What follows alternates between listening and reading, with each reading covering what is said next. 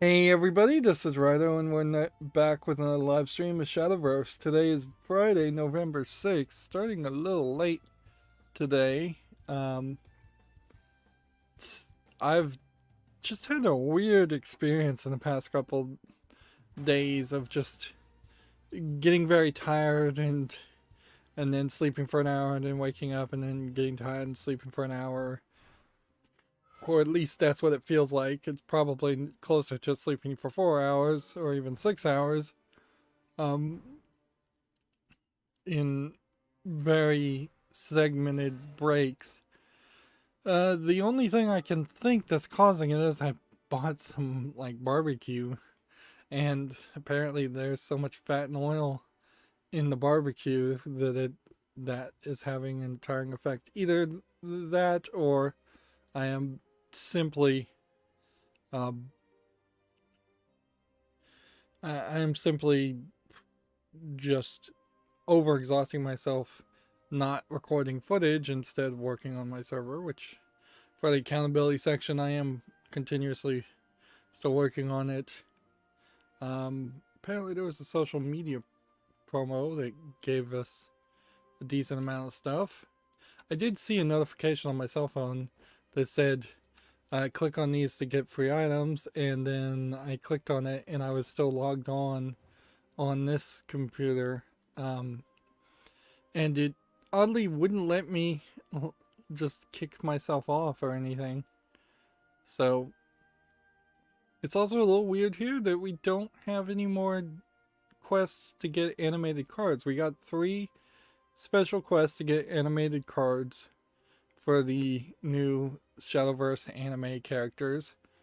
And that's it. When we know that there's 10 characters, so I guess what that leaves us with is we just need to win matches. That's easy enough. So Shadowcraft or Havencraft. So I think we'll play Shadowcraft here on this arena run.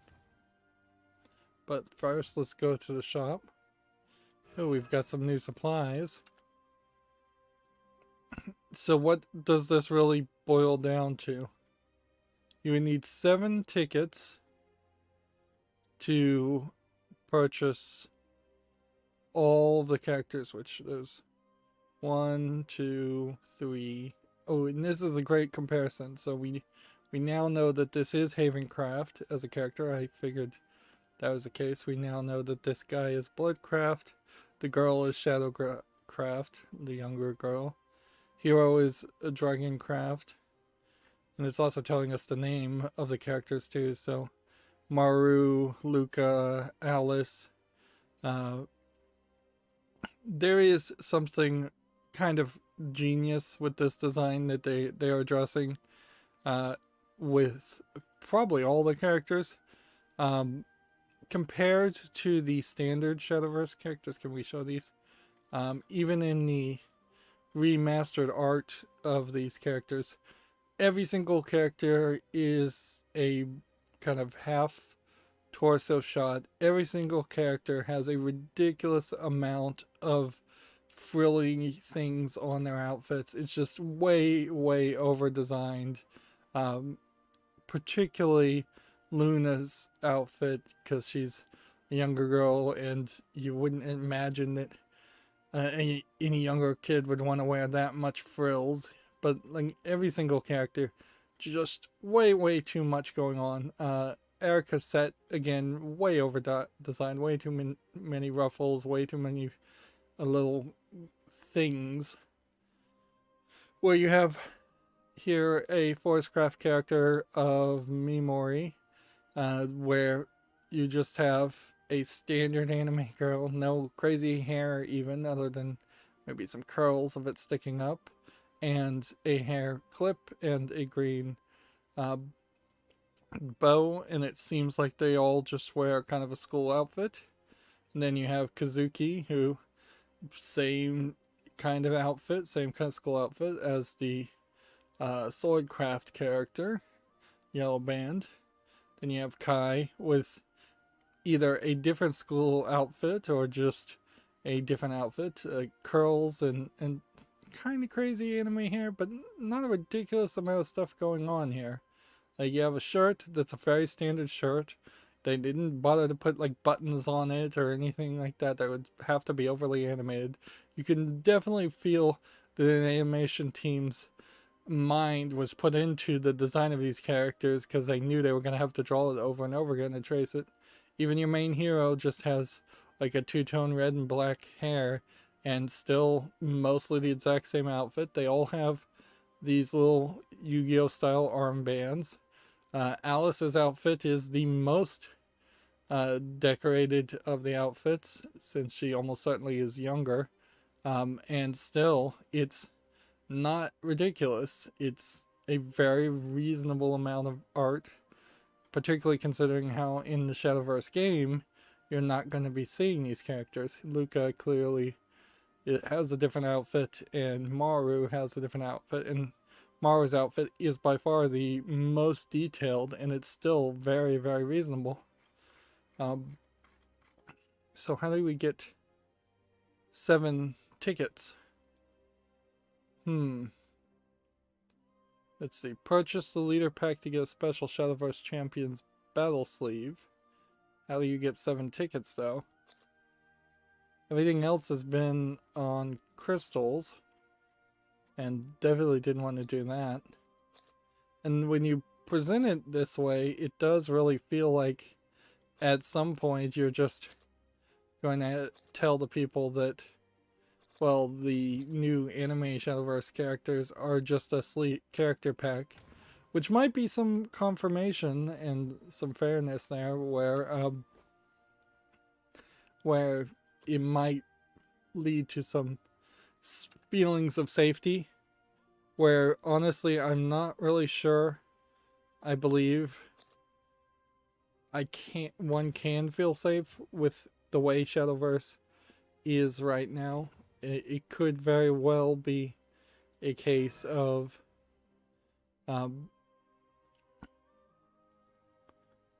the game setting up itself to change completely. And I don't know how exactly they would do that. I imagine it would probably be just a slow defocusing on the original characters, which, let's face it, they aren't too focused on right now anyways. And a slow increase of focus on the new characters. But they kind of need to wrap up the 2 keepers that we've seen somehow, and either that means that they need to kill off the main characters or have the main characters succeed. And I'm not sure which one this is going to be. Let's see. Legendary card pack includes at least one legendary. Ooh, I'll take that.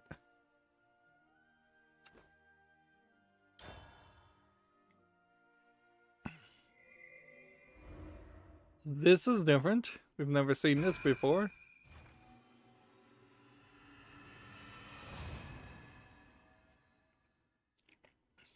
So ideally, none of these legendaries would be duplicates. And ideally, a lot of these would be things that I hadn't gotten before. So we got one legendary there, and then I guess legendary as a draw just disappears at that point. Interesting.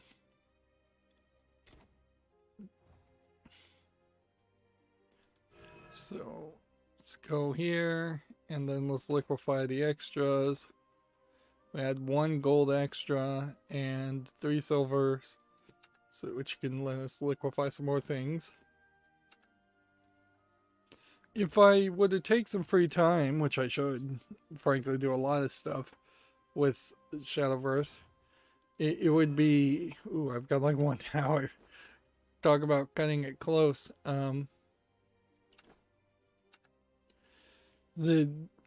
I should probably go and just craft some more cards, just for the sake of it, just to craft more cards, as it were. Craft the older cards, try to have a bigger collection.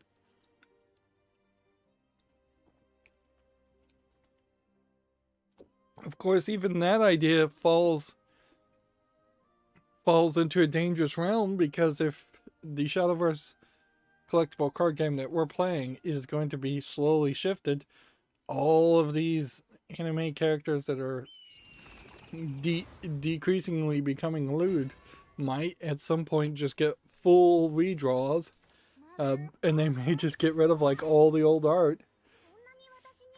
That would be insane, but yeah, that would be an insane thing that's never been done before. But I don't know what else you do. You either try to relaunch Shadowverse with different art, which the idea of having two digital card games with two completely different arts is not reasonable, and they almost certainly would stop really supporting the old ones. The idea of a digital game going into a software rotation, as it were, every 4 years is a kind of ridiculous thought. But that might be what somebody does, and maybe Shadowverse will be the first company to do something like that. Ideally, what we'd like to see as card games, and it's a nasty thing to say, certainly, but ideally what you'd want to see is that the anime not catch on. And there's a decent chance of that. Like, there's not really anything special about the anime. It's just a Yu-Gi-Oh clone, whereas I'm sure there are plenty of other Yu-Gi-Oh clones, and maybe even a Yu-Gi-Oh airing at some point that would just catch everyone's attention. Also, I imagine with the seemingly death of Japanese arcades, that might also be an indication of the death of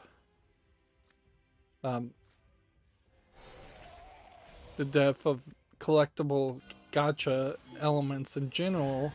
So we may not have a Japanese audience, and that's who they're going to mostly be interested in. That there may just not be a Japanese audience out there that wants to play collectible card games anymore.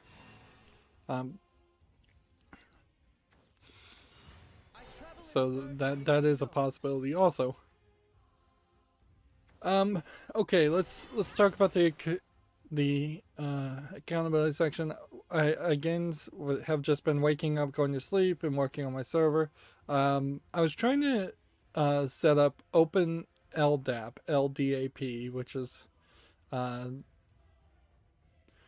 Linux, I imagine, Active Directory, or Directory Access Program or something. Well, whatever. I don't know what LDAP actually stands for. It should stand for something, but in corporate environments, and I've come to the feeling, and I could be totally wrong about this since I've never really dealt with the Active Directory servers and LDAP in corporate environments. This is what is used to make a database of sorts, a kind of uniquely, I don't know what the right word would be. It's kind of like a uniquely overcomplicated database software that is supposed to work over the network, so that you could go to any or some console computers in an office and log in, and it would be able to get your login and let you log in, and potentially bring over files from my documents folder. In the back end, there's just a lot of what they call schemas that you could set up to do all kinds of things and integrate it theoretically with all kinds of programs. And I say theoretically there because, in my experience, Active Directory is just a pain in the butt, and it does not integrate with anything that I've tried, the two things I've really tried, in any real way. even the basic part of it, of logging in as a administrator to read the database, is not anything as simple as typing in admin. No, instead what you have to do is type in, I believe it's CN, which is, I guess, the chooser name or something. Who knows? Company name, or, and you have to type in CN equals, and then like admin, and then you have to type comma, and then you have to type in DC as in domain code, and then whatever domain name you've set it up against. It's all built around these domain base domain root concepts. So it would be like DC example comma DC com. It takes out all the periods, and those have to be separated into different DCs. So you've got a super long thing you have to type in for the login username. Passwords are pretty much the same, but then as far as I can figure, OpenLDAP, as I've got it set up, doesn't really build much of a default database or have any of the elements that you would expect to have in it. So there doesn't seem like there's always guaranteed to be a like group. You'd think when you made the administrator password, the administrator's password would be put into like the administrator user would be put into a group of administrators, and then when you make users passwords, you'd think just by default they'd be put into a default group of users. I don't know if that's always the case, and so it's just such a hassle, and I cannot get it to integrate with Nextcloud. There's supposedly supposed to be a bunch of things there, but I just don't have the schema right. I can't get it to integrate with Guacamole, which in Guacamole is a remote VNC virtual networking SSH remote desktop protocol software that lets all of your remote connections go to one website, and then the website gives you an HTML file client, so you don't have to install some kind of remote desktop software to log into and service these smaller components or these other computers. Theoretically, this kind of sandboxes or firewalls a lot of things into everything going through just a standard HTTPS port or an HTTP port, while you can firewall with your router all the other ports, so then people can't do port scans and can't really find or access your other computers, which Guacamole in itself is in the Docker form is a hassle, but Guacamole in general was always a hassle, very complicated setup. But it has its own database anyway, so even if it is trying to tie into LDAP, it doesn't really do that. So I think I'm just going to have to abandon LDAP as a concept. It'll be a project for another day, I imagine, and I'll just probably never do anything. That's really an example of something where I was just trying to learn it, and even in the process of learning it, it wasn't really worth it. In all honesty, if I could set up a big corporate office with multiple users and them all logging in and things like that, I don't think even now you would use LDAP so much. I think there's probably a Microsoft sign-in that has replaced it online, and I imagine that there might very well be a kind of corporate Microsoft solution to that too. And it almost certainly requires you to install a Microsoft Active Directory server and just go all Microsoft everywhere. Trying to emulate it with Linux software, I think, is probably the mistake. Of course, on the other thought, in most places, you don't need to give people user logins that are that unique at all.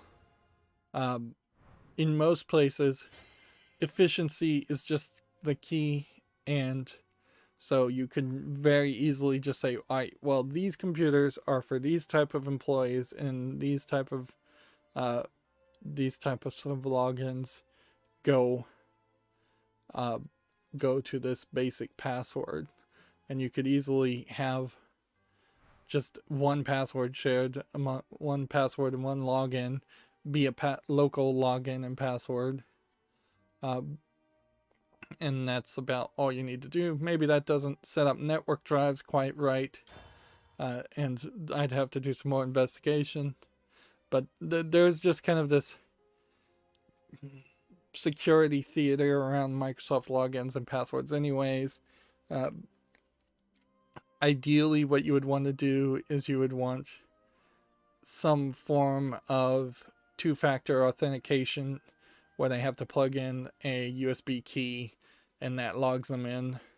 And they don't even have to type in a password, because password resets are the main thing that IT people always get saddled with, is that just people forget their passwords, or you are constantly enforcing ridiculous rules to change the passwords, where like two-factor authentication is more interesting, or even one-factor authentication that's not a password is more ideal. But in most cases, you just want your computers logged in, always just automatically logged in. Like, I'm super security minded. My Windows computer, if it reboots, if it resets, automatically logs in. I never type in a password. I never log out. There's just no concern for that. If you're doing banking or medical, maybe you're a little bit more concerned there, but at a certain level, it is just the security of the building is way more important. As long as there isn't somebody in it allowed to just randomly wander into your office and behind and mess with your computers, you're perfectly fine. And if you've got like employees that are going onto other people's computers and messing with them, then you should definitely fire those employees. So I would much more invest, instead of putting passwords on computers, or very distinct, unique passwords and difficult passwords to crack. Instead of doing that, I would much more invest in just having security cameras and alarm systems in the building. If you can get footage of an employee getting on someone else's computer and messing with it, then you fire that employee, of course. But yeah, I just don't feel like LDAP works. I also think I set up a trivial FTP server. I may have mentioned that already, which is just network boots. I think I swapped around on that, and I'm just starting the process of going, all right, let's put the information in to start these servers and see what happens. We'll work on like putting the data into that information and configuring it later. It has occurred to me that with Docker Compose alone, you're not really going to get the settings you completely want. You are better off having a script that will also move some files around and adjust things. And there definitely are some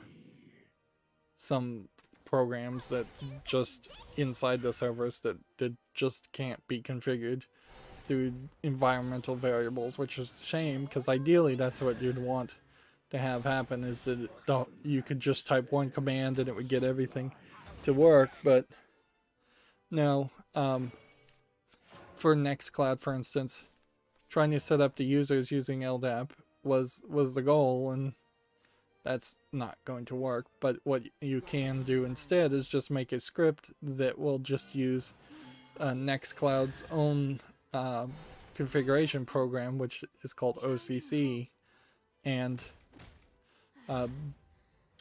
just add users there. Also, you can add and enable apps from Nextcloud, which is going to be like way easier if I have to do a full rebuild, which almost certainly I will at some point. But yeah, there's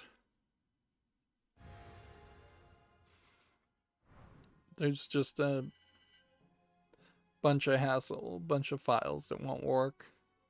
And unfortunately, it also doesn't really feel like you can just kind of keep backups of a folder and 100% have a recoverable backup from that point also, because there's too many things that show up in the database. So yeah, that's a bit of a hassle also.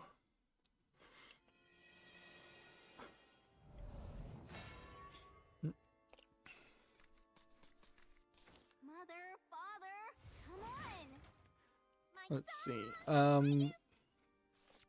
Do I have anything else to mention? No, I was just setting up like Libre, which is the ebook server, and Pterodactyl, and just going through the long list of just this an ever increasing number of servers, all of which are just for my own personal experiment.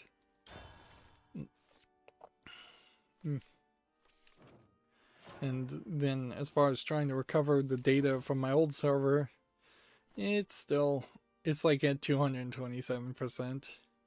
I did move into using encrypted keys instead of passwords for the SSH connection between my old server and my new server, and just tried to tighten that up, which I was going to do that anyways. I just been dragging my heels on that. Speaking of dragging my heels, I also didn't play any games. I thought about it, but I've just not had a good time. A good couple hours to even think about what the next game I want to play is. I also need to upload videos, so I'm just really dropping the ball.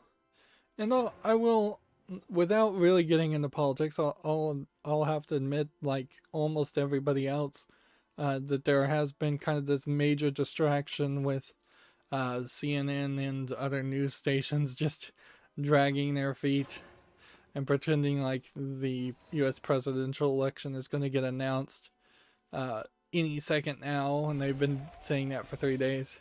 In fact, there was a very specific point last night where it was very, very obvious that at least one or two of the CNN anchors were just straight up falling asleep.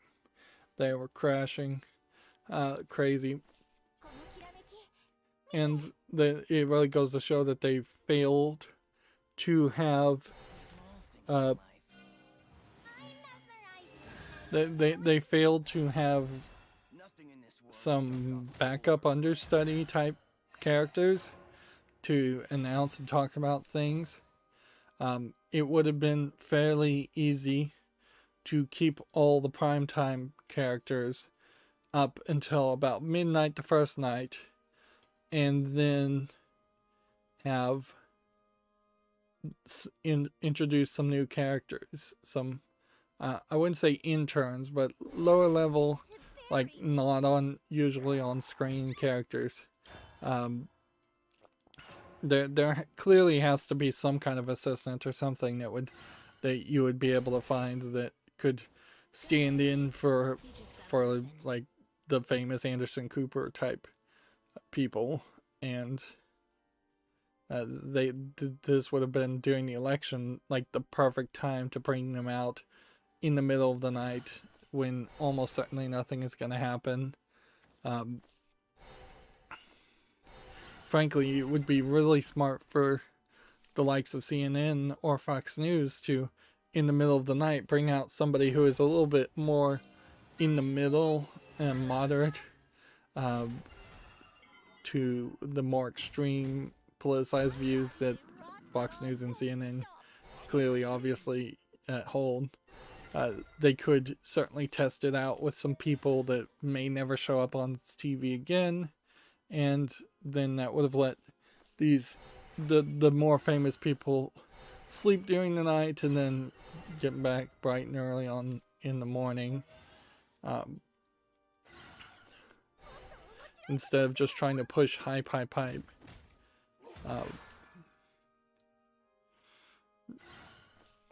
Because yeah, you can't go 36 hours without crashing, without being really not in any kind of shape to be on TV or talking. As someone who's very familiar with being underslept and poorly slept, I can definitely tell you that. There's plenty of YouTubers that certainly you could have brought in some of the more medium style YouTubers that would have loved to have had a panel show on CNN and talked about the elections in the middle of the night and filled dead air.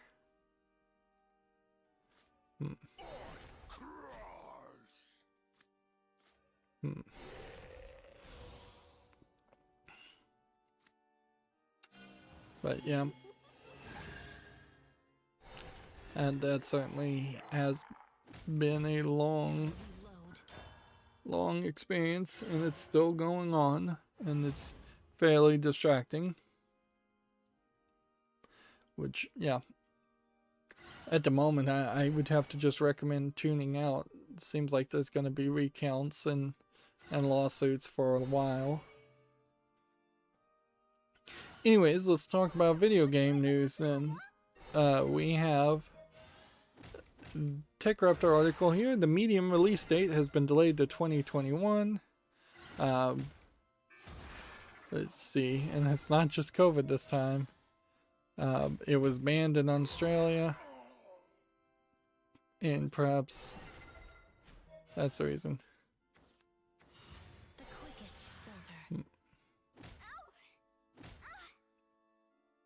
They're saying it was due to COVID.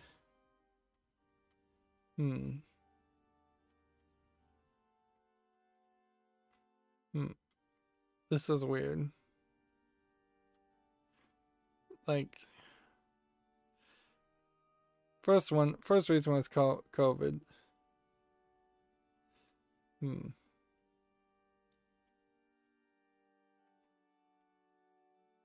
Oh, the other is that it's coming out right when Cyberpunk is coming out, allegedly. So, yeah, this is the thing that I feared would happen if Cyberpunk delays its delays its announcement or delays its release. It's gonna just get in the way of another game, and then the another game is gonna domino and move its release date. And smaller games almost certainly have to do that. I can't really blame Bloober Team for delaying the launch of the Medium, because although it frankly is such a different game, I don't think it really would have mattered that much. Here we can see we are not winning once again.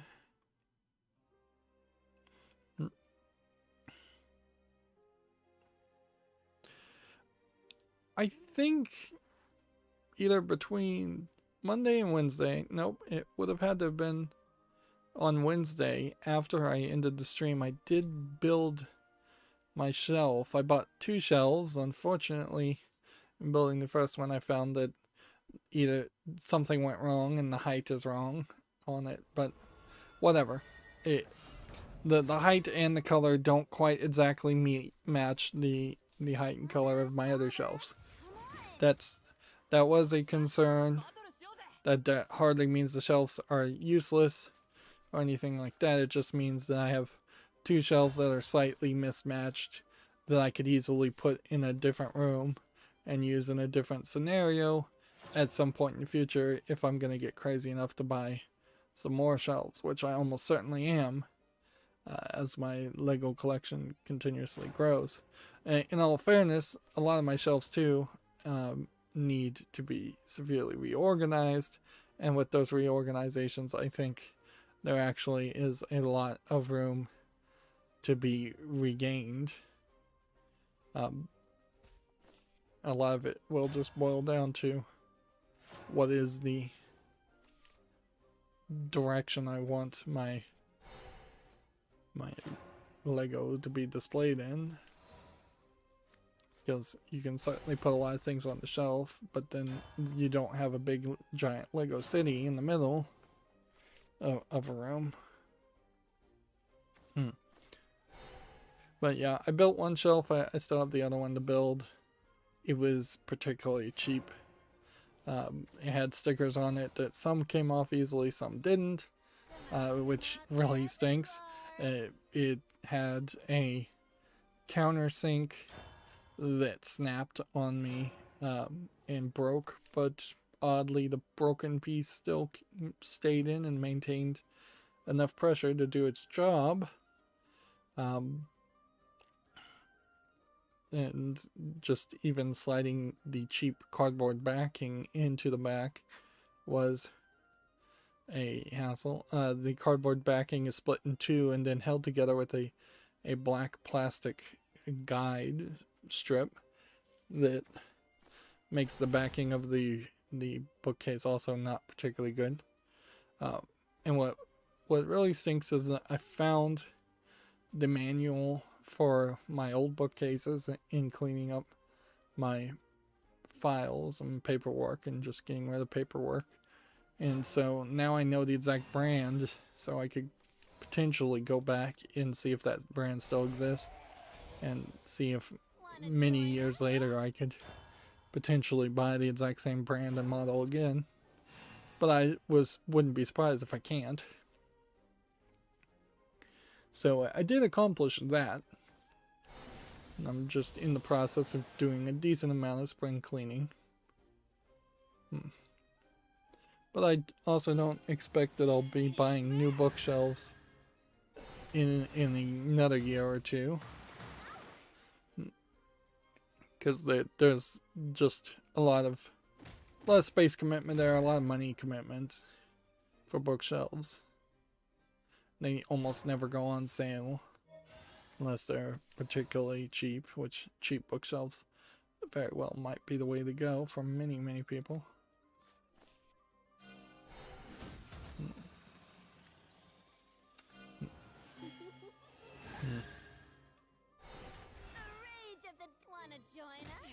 Here we go. So let's move on. We've got a game on Steam here called Wrecked High Octane Stunts. I did have a thought, and I'm gonna see if I can work on this at some point, in which I think I might try and figure out a way to have the screen slowly move to like the left and then slowly move to like the right, and then maybe back and forth, maybe up and down, maybe in just a circular direction. I imagine random won't work. and I don't think OBS could do this through scene switching particularly quickly. But my general idea is there is a decent number of times over the year where we've seen videos play, almost never on Steam, and almost always Nintendo videos, advertisement videos and Nintendo Directs being played and then being content ID'd by Nintendo. So it probably isn't worth the attempt to dodge the stupid automatic content ID system, which is flawed and unfair and ridiculous.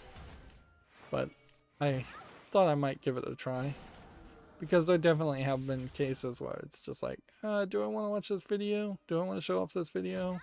Or is my channel going to get potentially content ID'd, potentially copyright struck? I don't know if I've ever been actually copyright struck. But then again, I also have never pursued any of the content IDs, so I've let a lot of people walk all over me. My kingdom rise, I have transcended death. Well, on to the next project. Yep. As for this game, Wrecked, it's $4.79, a bunch of languages. I'll put it on the follow list, and really can't do anything more than that.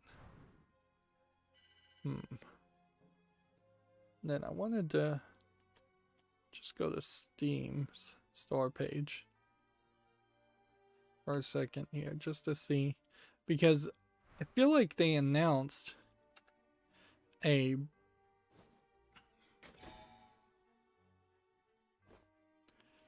there we go. We didn't qualify for final stage. I missed several days, almost certainly. Didn't get an achievement here. And we still want to play just Shadowcraft. And as far as this and rotation, I don't even think we have a Shadowcraft. We do. Alright, we'll try that. Yeah, I thought there was going to be another event just back to back, but apparently not. Code Vein, still fairly expensive, even discounted. This is Iceberg Interactive Week sale, but that's a typical sale. Yeah, I really am starting to wonder whether there actually will be any kind of November Black Friday experience. A lot of the Black Friday stuff is attempting to be this week-long series of sales, and the series of sales tend to seem like they are only going to be small groups of items that probably aren't really even worth it. Which, in all fairness, that's what Black Friday always was.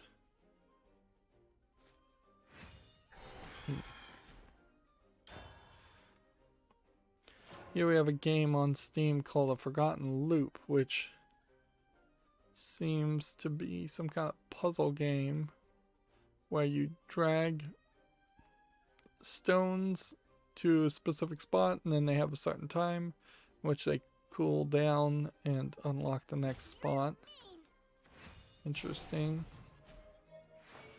So a lot of this imagery clearly is just deceptive. And really this is just a single screen puzzle game which has a unique problem of being not zoomed out right. It's $9.89, English only. I'm gonna put it on the follow list, but I see a lot of reasons why this wouldn't make it to the follow list. Let's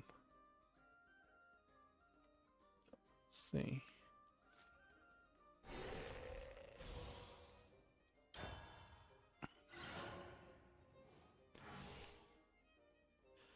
Here, TechRaptor has an article. Akira Yamaoka would love to return to Silent Hill. He is the composer. I think we've pretty much heard this from him several times. It really doesn't mean anything. There is also a story worth mentioning that PT was actually playable on backwards compatibility originally, and they blocked it from being backwards compatible. So yeah, there's just no chance of that happening. TechRaptor actually has two articles here: Silent Hill composer Akira Yamamoka interview, World of Tanks, Silent Hill, and more. Apparently he worked on World of Tanks.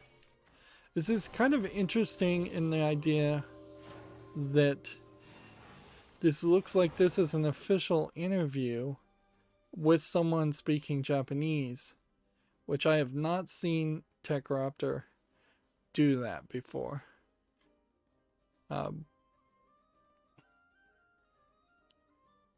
Yeah, says it is a direct interview from TechRaptor to him, which, yeah, corporations are people, yes, again, being a focus on that thought. Let's do this. And then do this.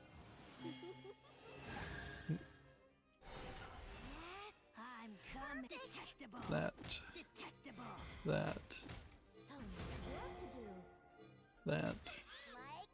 And that.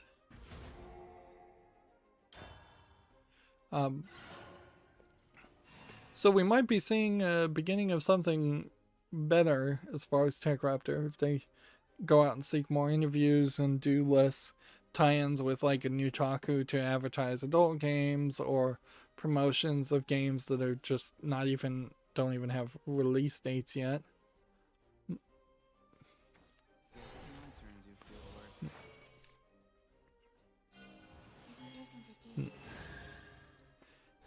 Here we have a game on Steam called Cytoclash, which looks like it's a shooter of germs. And there's an idea there, but this kind of feels like an older game than it really is. There's germs off screen that you get little indicators for. It really feels like a light gun game in a world where light gun games don't really exist, so like you almost certainly couldn't play this with a controller. It's $5.94, English only, with 23 achievements. It says light gun style action games. Yep, there's just that problem.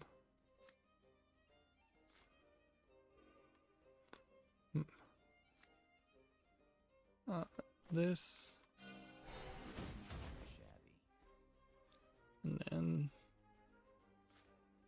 I guess we play this again.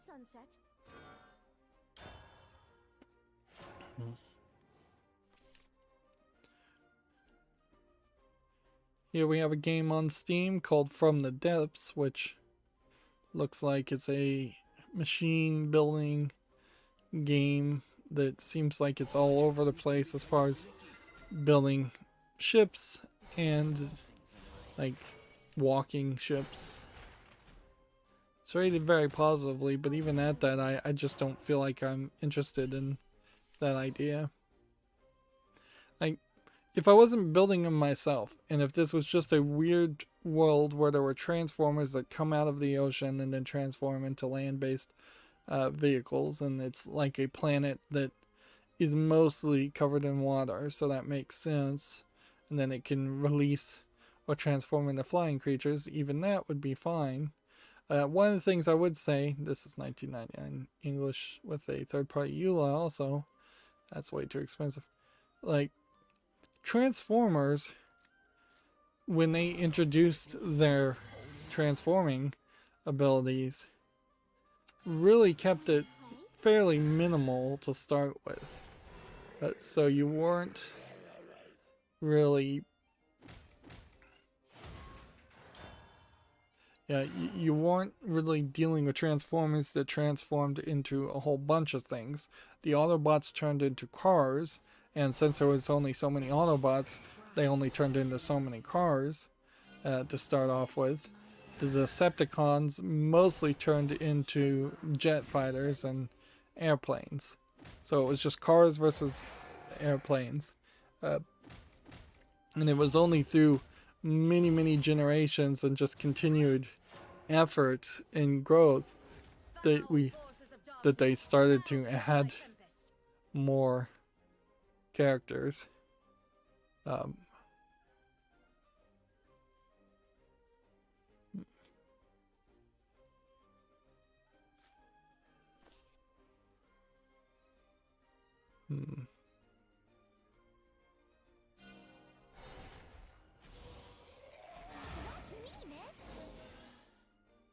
Okay.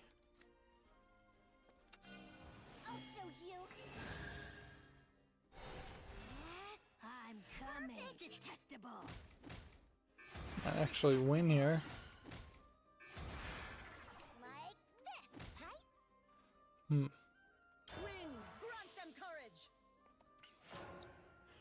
So yeah, it wasn't until Generations that you started having like the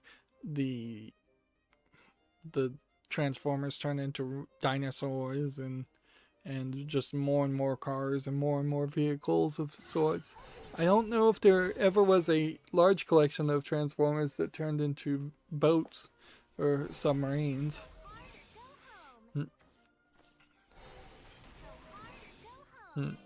And I imagine Transformers is as popular as it has ever been since its initial popularity, which is to say, not that popular. Because they really haven't done a great job with maintaining the Transformers brand. Right.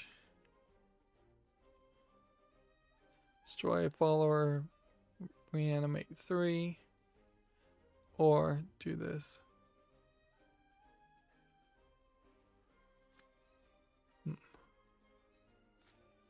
Why should the dead justify their anger? Death is sublime.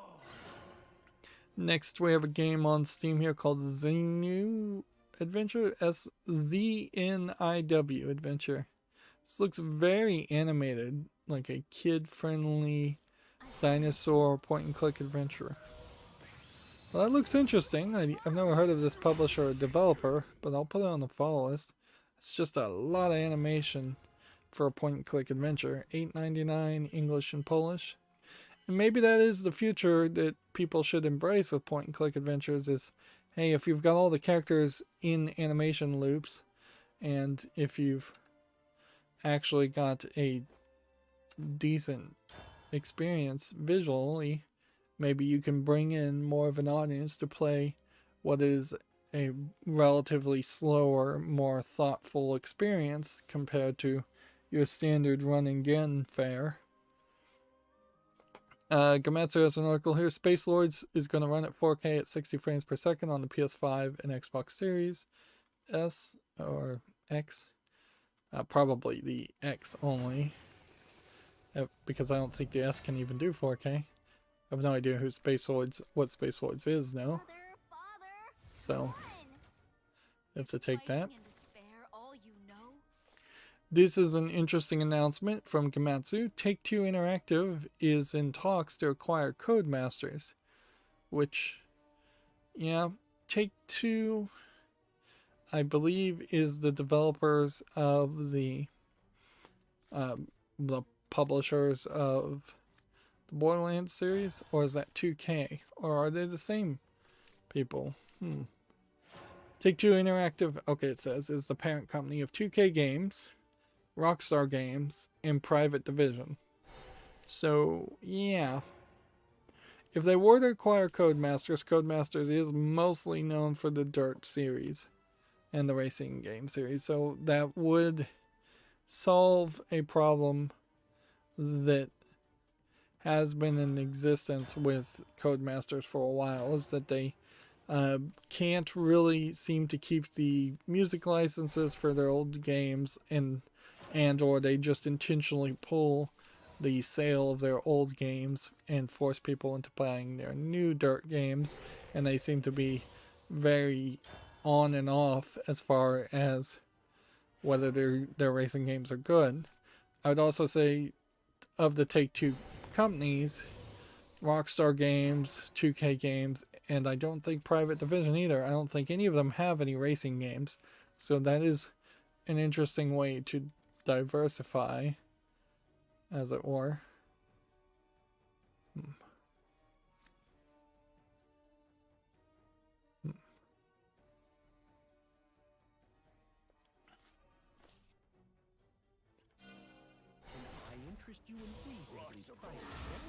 But make it fashion. So, yeah.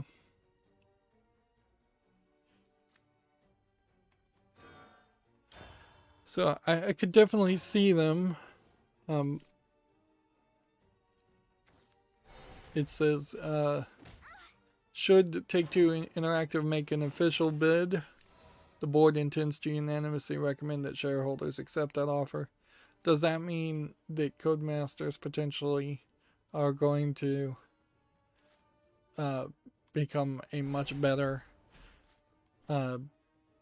developer and publisher, and they're going to have more funding? Or does that mean that they're going to just acquire the properties and then never make another racing game again?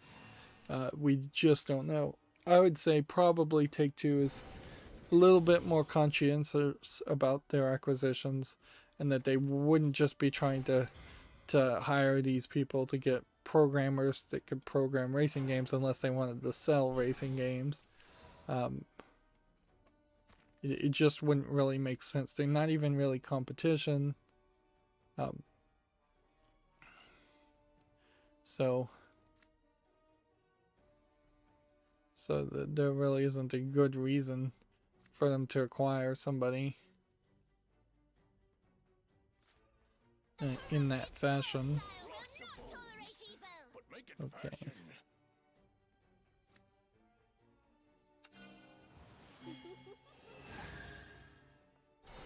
me show you the way. Guilty. Get that. I wouldn't be surprised one bit if we start to see a decent number of talks of acquisitions. There's really not a bad argument against that idea.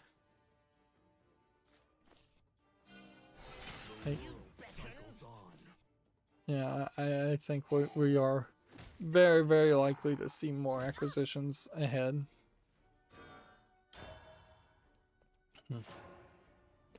Moving on, Watchdog Legion's review from TechRaptor, which, okay, you get to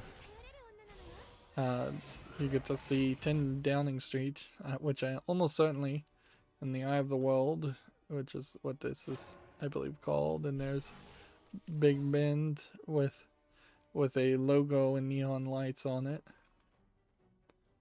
And let's see, they gave it a 7.0. I enjoyed my time with Watchdog Legions, but the whole time I played it, I was fishing for more, and instead of wishing for more. Pros, beautiful world, interesting ideas, hacking still feels great. Cons, the world feels empty, and it's just not fleshed out. Which, for these kind of open world experiences, it does open up an interesting thought around how do you remaster or remake an open world experience so that it is something of a great experience compared to just polishing the visuals, which is what you're pretty much going to get in any kind of remaster or remake. If you think about like Assassin's Creed 1 or Assassin's Creed 2 and Brotherhood and Revelation, the Ezio trilogy, like it'd be very, very difficult to eliminate a lot of that content and merge that into a shorter, more more abridged experience, unless you're just willing to take an axe to the story and gameplay and remove tons of stuff.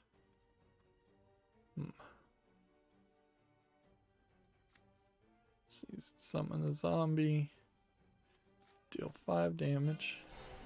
Start with that.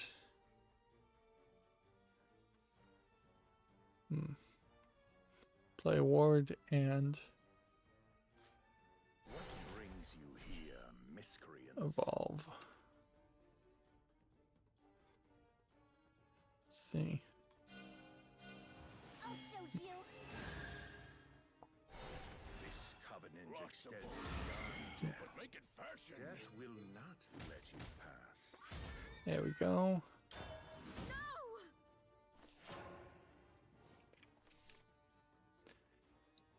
And for me, I will say, since I haven't played any of the Watchdog games, and I've really failed to even play any of the anything past Assassin's Creed Revelation, and I was trying to play through all of those. I did play 3 before I started my YouTube channel, but after that, I haven't actually even played any of those games. It becomes fairly difficult to justify. Can I not? This one? Apparently not. If you value your life, come no further. Okay.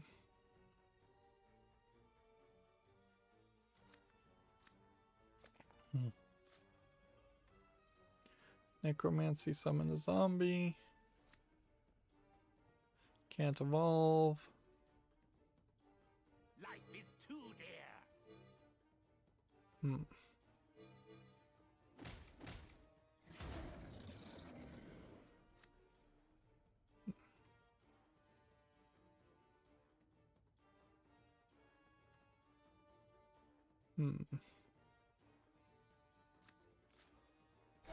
Come out wherever you are.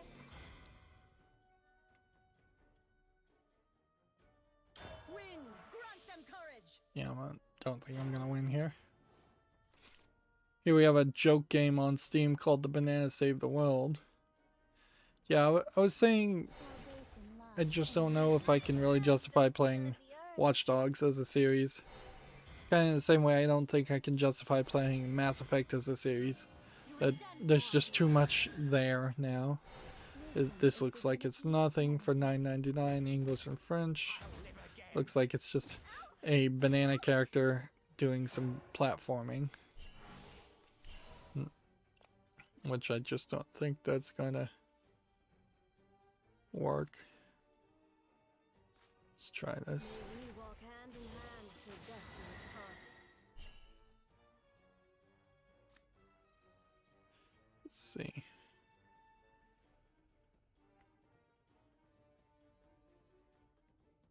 Six other random followers.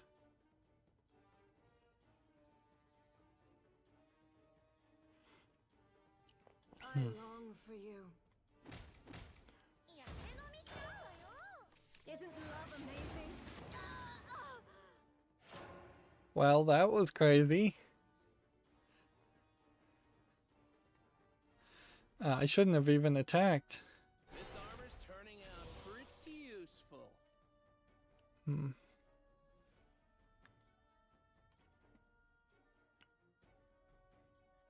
Should have just kept this thing alive. Such a lovely couple. Yum yums to fill my tum-tums.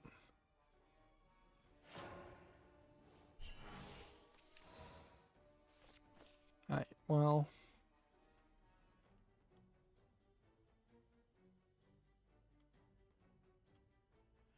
Play that.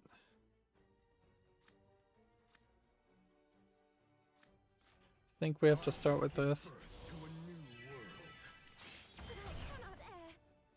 And then Storm.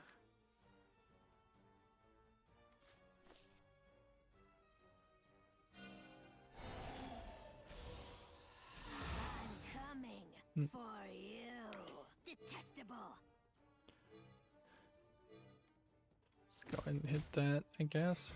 I'm coming. Detestable. What's for din din? There we go. Stop! I might actually win here. Next, we have a game on Steam here called Whispers of the Ancients. I have no idea what just happened there, but apparently I just lost. Yeah, we are not getting anywhere fast with this Shadowcraft, so let's go and try to play some unlimited Shadowcraft. You know what I should be doing is just playing unranked Shadowcraft. Yeah, we have a game here on Steam called Whispers of the Ancients, which looks to me like it's a slightly nice visual game, but then I'm not sure that there's actually any experience here. They're calling it a 3D platformer adventure RPG game. They're calling it early access with online co-op in English and 14 achievements. I just don't think there's an actual game here. I think there's visuals here, but even this video doesn't want to move very fast to show me anything. Yeah, it looks to me like they've probably bought some slightly better looking assets to make a parkour experience. And that's it. It almost seems like the world is twisted, which that as an idea is slightly interesting. If you were in a platforming game where the world at one point got just twisted and reality got changed and shifted, and so what once was a wall now is a ramp, but you'd almost certainly have to establish a very pretty visual world first and then twist it later, and then maybe untwist it or add more movement at the time.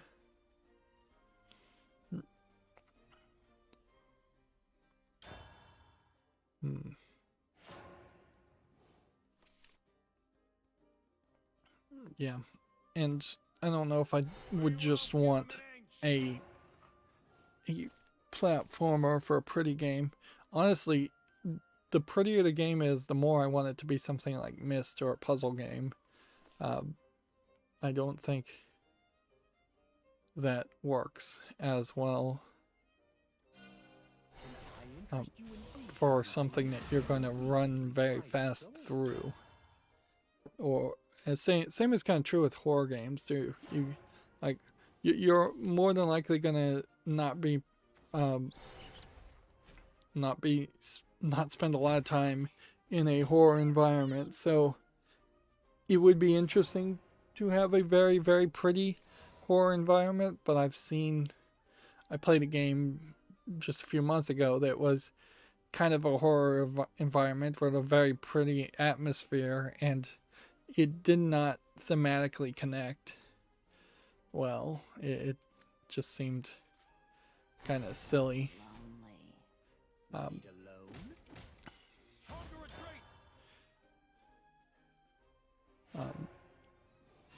Speaking of silly horror, here we have a game called Cover Your Eyes, which just looks like a RPG Maker game or a NES game of some sort. It's $8.49, which looks too expensive for what it is. English full audio. They're saying it's an 8-bit survival horror game. And yeah. But still, that just looks a little bit too close to an RPG Maker for my taste. Here we have a game on Steam called Alien Shooter Last Hope, which looks like an old game but says it's brand new. As a top-down twin-stick shooter. There's just way too many particles and blood splatter. $4.49 English and Russian. I can't even really call that a Russian troll game though, or a low effort game, because it looks like something, it just looks like a very old game. Make out eternal vows. Let's see, okay. That might help.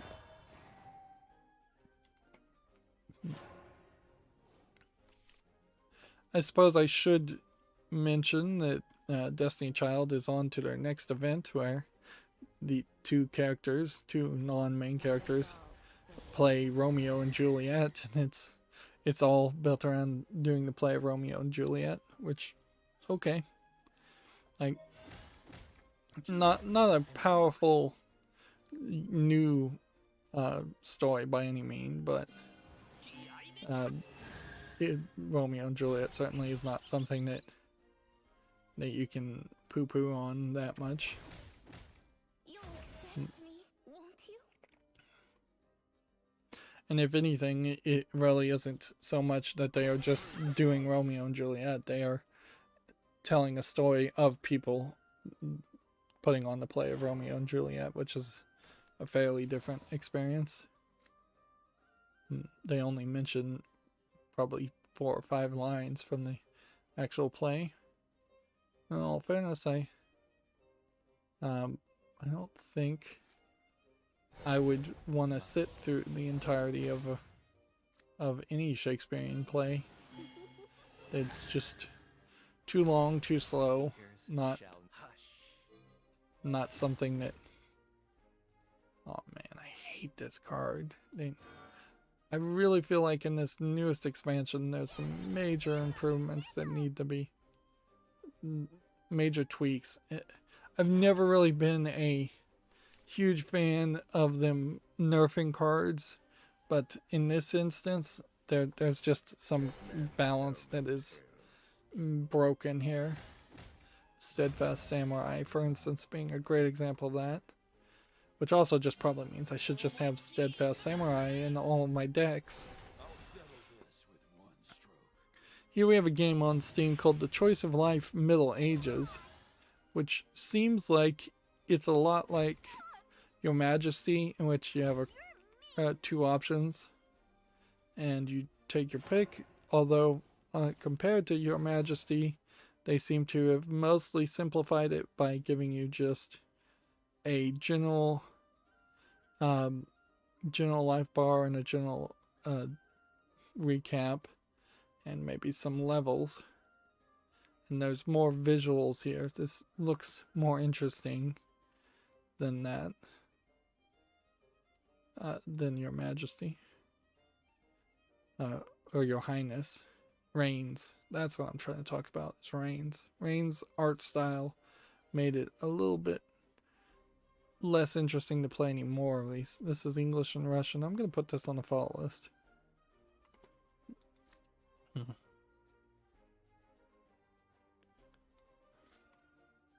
of wonder, lands of marvels. Want to play? Let the fantasy embrace. Wish for anything. Yep, I think I just probably lost with that Dark Alice card. Gamma Sutra has an article here. Live games continue to lead at Take-Two as recurrent consumer spend jumps 56%, which is to say they're getting more and more of their money from NBA 2K20 and 21, Red Theft Auto, Grand Theft Auto, Red Dead, and other games like that that are just live services now and full of microtransactions.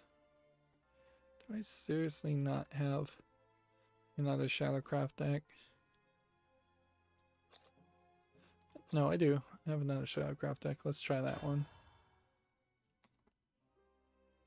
So it might very well become a case where if Codemasters is acquired, then all the Dirt games might just become live games, live services games, and they very well might just become garbage.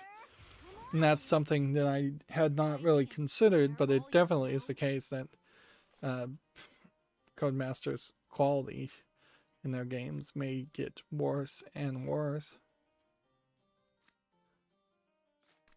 as maybe all the 2K game companies' quality has gotten worse and worse.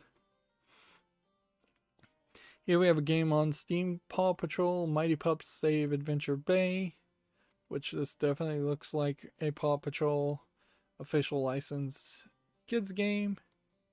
And so I'm going to put it on the fall list pretty much for that reason. It's $39.99, which is way too expensive.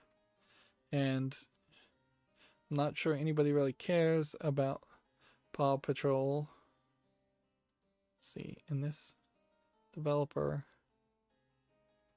has apparently only published this one game. I don't feel like that's the truth, though.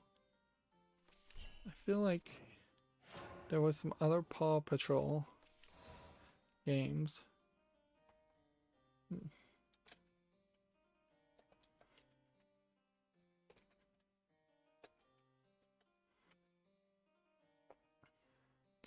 Yeah, there's several other Paw Patrol games, and they're all way, way overpriced. No, there's one other. And this came out in 2018, and it was rated very positively.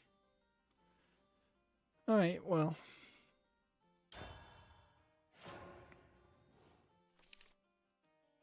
I don't know if I really want to go and seek out to play more kids games at this point. It's frankly not a major focus. There's a difference between the Lego games that I genuinely do enjoy and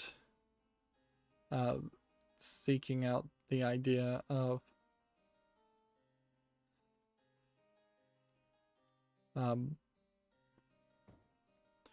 trying to cover more and more kids games that I wouldn't enjoy really.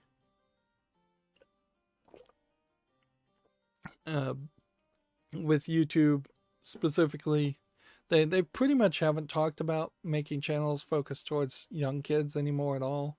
They've gotten over that controversy just to move on to the next controversy, but one assumes that small kids channels or trying to make content to target kids or even a little bit on your channel is still not really the right move. I would also say YouTube has probably changed their algorithm in a massive, massive way, because I am absolutely not getting suggested new things anymore. I am getting auto-played into watching the exact same Red Letter Media videos that I've seen over and over again. I will literally start watching something completely unrelated to like a Red Letter Media video, and it will auto-play me into Red Letter Media videos. I was going to do an experiment just to see what happens if I watch one of my own videos and what that auto plays into, but I suspect at this point it auto plays into something completely unrelated. I wouldn't be surprised if you watched one of my videos and then the autoplay to the next video puts you at a like giant bomb video or a angry video game nerd video, some major video, PewDiePie video, but it seems like the algorithm has completely reduced any impressions it was willing to give to new content creators or small content creators.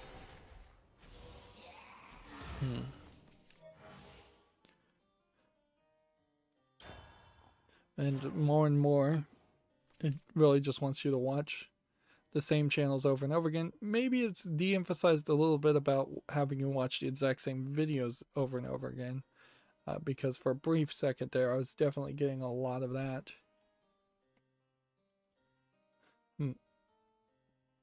I saw a teardown on the PlayStation 5 controller, apparently the way it gives you force feedback and changes the push on the triggers is it has a like magnetic strip and sensor. I think that's what I saw on the trigger to read how far it's gone, or it's got something that spins a potentiometer or a encoder. I think I call it it's probably an encoder. And so the encoder knows how far you pull the trigger, and then to combat that, and almost certainly what this is as soon as you start to push it, it loops back a signal and amplifies it based on a value to a motor that is actually pushing slightly behind back on it. So as you're pulling the trigger, you're actually fighting the motor and spinning the motor in the opposite direction, actually generating a small amount of electricity in the process also. Which is an interesting idea.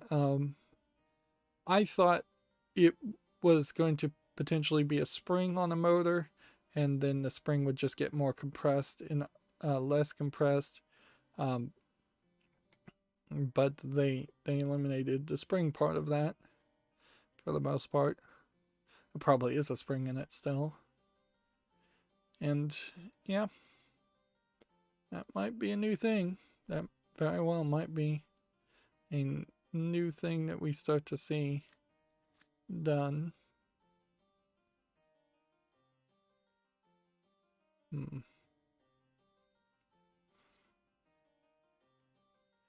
think we have to do this. Attention, everyone! I need to borrow your bones. And then Shall we? that. And that.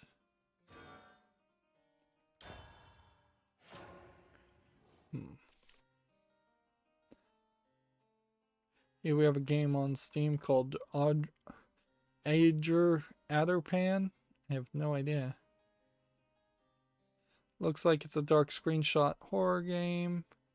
Looks like it might just be a Five Nights at Freddy's clone. $4.99 English only.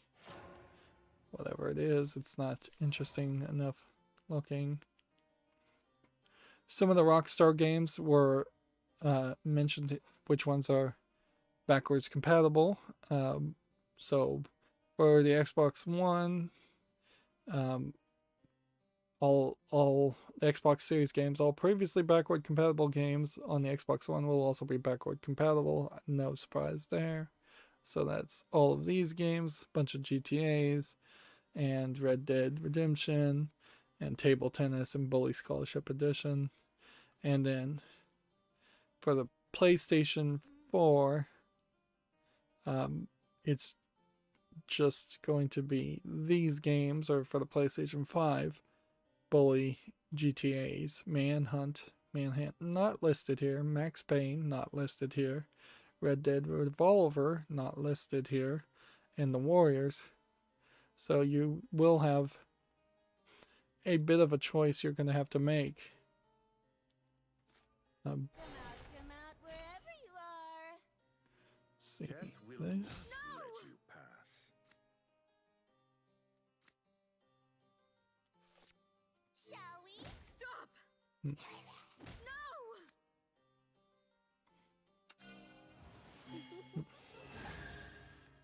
See, the problem here is you That was bones. spend time watching that animation, and then it slows down the game potentially.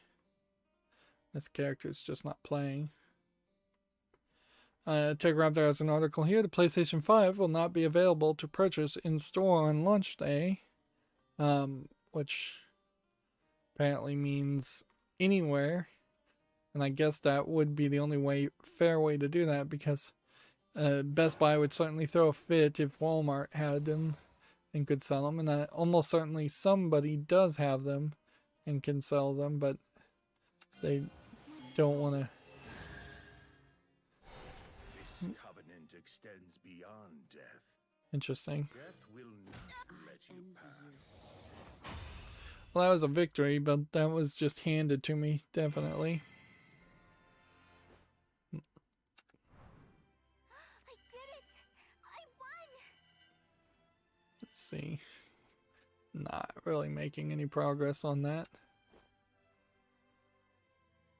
3 more Shadowcraft victories needed. Unless I get a couple of quick disconnects, the odds of that happening seem very low. Here we have an old game called Time Quest, being published by Ziggurat and Legendary Entertainment. A legendary graphical text adventure. I feel like I remember seeing this Mother, at some point. I don't think I ever really played it. And certainly a game like this is just so old that you'd really have to have some major nostalgia for it. It does feel like this is probably Where in the World is, Where in Time is Carmen Sandiego type game clone. You can see here, this is an example of the level of graphics that one could squeeze into something like a floppy disk.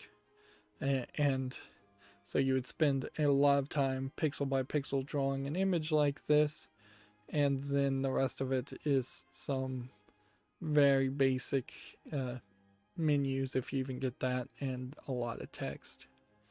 $4.68 is fairly expensive for an old game, English only. At least it's not claiming full audio, because obviously not. And yeah, this is definitely the Western predecessor to visual novels. So you could maybe take it that this is why Western gamers are not so into visual novels, is because they had a whole generation of text parsing, like at best mediocre written visual novel experiences. I don't think that's really the case. I don't think that even in its heyday something like Time Quest was probably super popular, because even around that time, 93, you would have probably had games like Doom. Together we are whole. So yeah, that becomes impossible to put on the following list. And then here we have also Hunting Unlimited 3, which is also from Ziggurat. So they just dumped a bunch of games on their Steam listing. No reason to do that, frankly. You can space it out a week. $6.69 English full audio on this one. I couldn't imagine justifying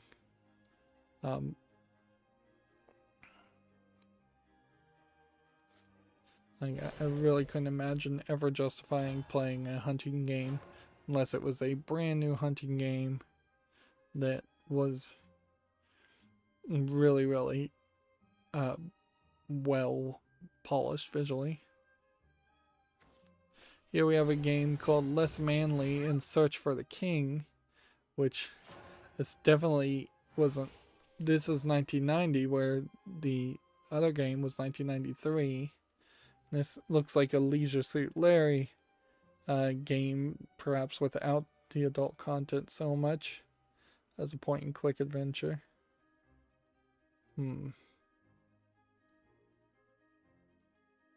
Let's see, I could put this on the follow list, but I'm not sure I could justify this. $4.68. You'd almost certainly have to play this game in between playing some Leisure Suit Larry games. And it probably is just like a great example of why the Leisure Suit Larry games are better suited to be adult content versus not being adult content. And because that is a fairly good twist to them. Here we can see Less Manly in Lost in LA, which honestly, this one's tagged with nudity, so at a certain point, I think they even abandoned that idea. $4.68 English. So yeah, it would definitely be a case at this point, unless Manly looks completely different in this image. And this came out in 91. So they very, very quickly abandoned the idea of, oh, it was going to not be like Leisure Suit Larry, and instead just made it completely like Leisure Suit Larry, with some of the images being very poor scans of actual footage. Let's see.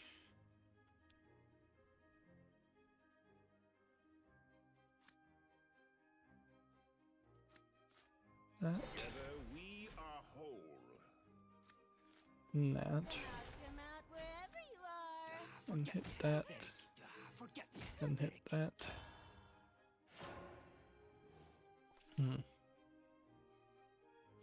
And there might be a real problem with actual nudity on YouTube. I haven't really given it any thought as far as, hey, this is a live action image versus, say, the animated style of nudity that comes in usually in adult games, particularly anime games.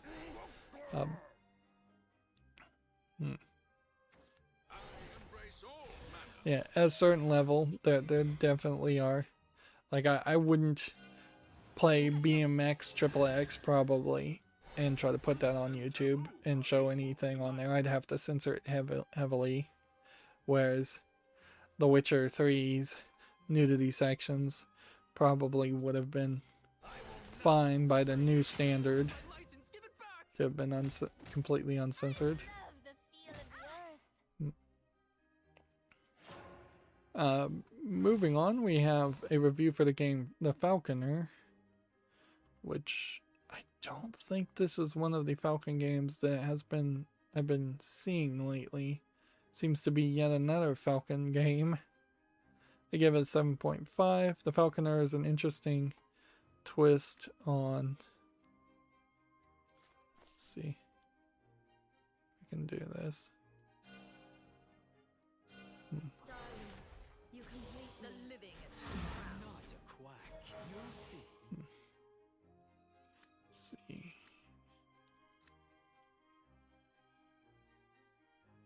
Can't evolve. A clean cut is all I need. Forget the aesthetic. Yeah, it says The Falconer is an interesting take on aerial combat genre, putting players in the saddle of large birds and setting across a flood world in search of balance between warring factions. While the story and world do feel incomplete, the flight combat does do a good job of staying entertaining. Prose, interesting world and lore that feels incomplete. Control feels good, but then there's escort missions and there are large-scale battles. So, yeah. So, what do you do with a game that you hadn't even heard of before, and then it's getting average ratings at most? Particularly if you don't see it on Steam. These are games easily forgotten.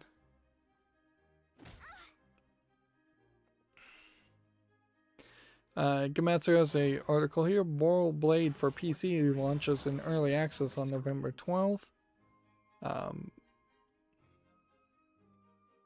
It's from Frozen Byte. I haven't even heard of this game being announced, and I felt like Frozen Byte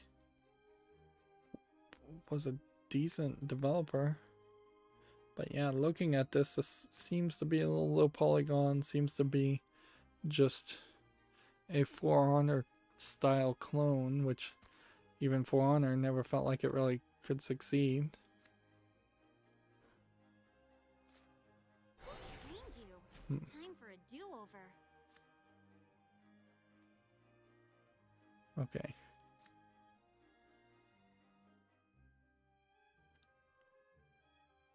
I Love can't can't be evolve. stolen. Can't evolve anything.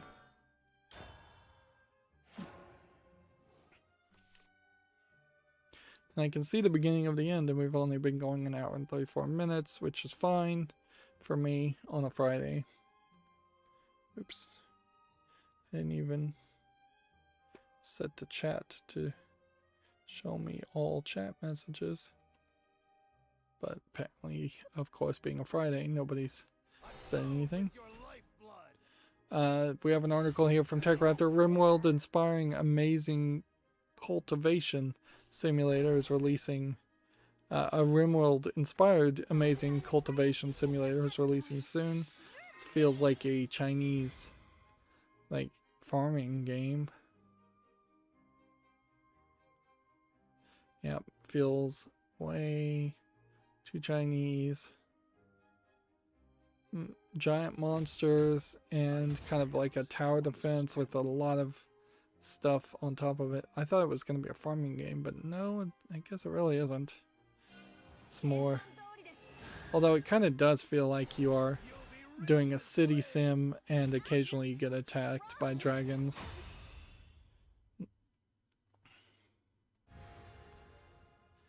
There's definitely a case to be made that I personally have just been burnt out on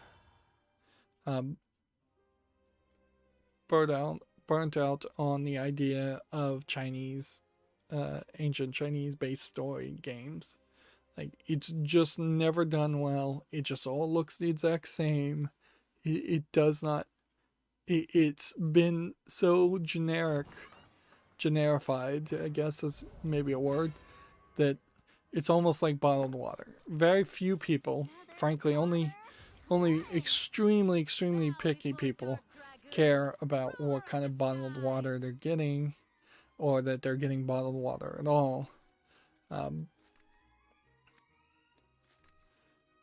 The vast majority of people go, oh yeah, I'll drink some water, and just drink water. And one would hope that more people would just drink regular tap water if it's safe to drink tap water in their area. Here we have a Polygon article. You don't look at Polygon very often. PT is not playable on the PS5. There was backward compatibility here. It's gone now. You can see on Polygon there's just a ton of ads that are like not getting blocked by my ad blocker because they're all internal ads, and just a ton of visual garbage there that I have not really dealt with, because very quickly it's don't look at Polygon articles,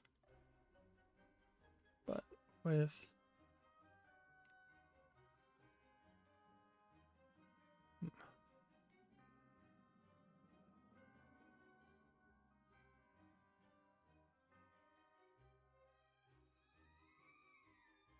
see. Let's come over here and play. The corrupted soil style will not tolerate evil.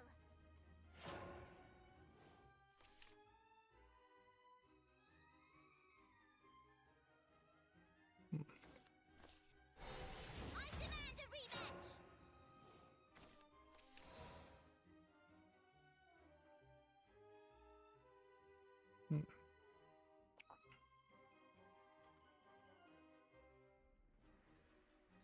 See.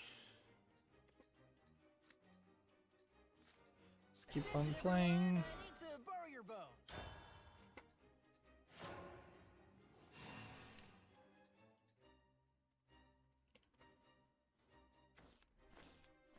I'll face you head on.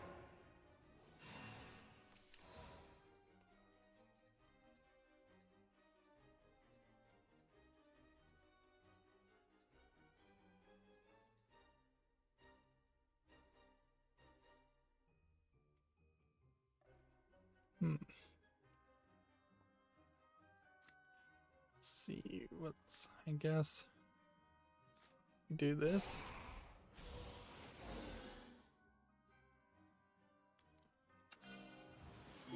evolve here. What a bona fide! That was bone crunching. In the turn. There we go. Yeah, and I boned that up.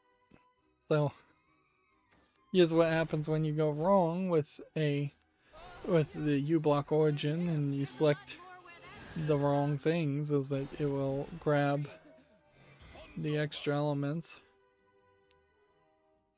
and then you can't see the article, and that requires going back and changing the settings, but whatever, I'll go back and fix that later. Let's see, destroy an enemy, summon that, reanimate 3. Come out wherever you are. Want to play? The rage! Wanna join us? I love the feel of the earth. Moving on. Let's keep on moving. Control Ultimate Edition has been delayed on next gen until 2021. So all that BS around not getting free upgrades and having to buy the Ultimate Edition on current consoles to get the visual upgrade patch, it's like all that BS, and now they're just jerking your chain again. I wouldn't be surprised if they're actually not really planning on ever yeah, let's see.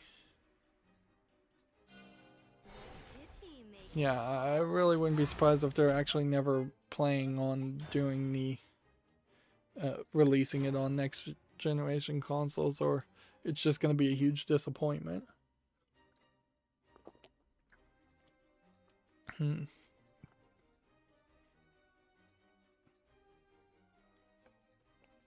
Moving on, we have a Codemasters article here. Shenmue 3 for PC is coming to Steam on November 19th, 1 year after Epic Games Store. I don't think Shenmue 3 really justifies being ever played, unfortunately. I don't think the Shenmue series is worth playing at all. I'd be much more willing to play the Yakuza game. I think that's the series to potentially play. Codemasters has an article. Falcom Day has been set for December 20th. This is a announcement presentation from Falcom for 2021. Here we can see a lot of characters from a lot of games that I think probably some of these are recognizable if I was a little bit smarter as far as these games, but I don't even know. The Legend of Heroes is the only game actually being mentioned. Unfortunately, when you have that case, see, reanimate 7. See if that works. Show me what did you make it all better.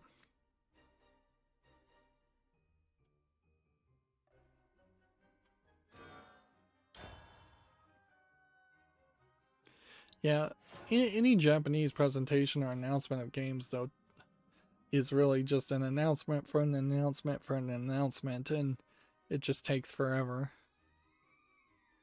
Next we have a game on Steam here called Double Turn, which looks like it's a pixely brawler in the ring of wrestling, fake wrestling, which that would have been an interesting idea perhaps if this was a single player game, but it falls apart for me as it's really a player versus player game.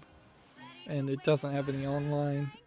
It's English full audio, $3.99. The price is right, but And I like the animation and everything here, but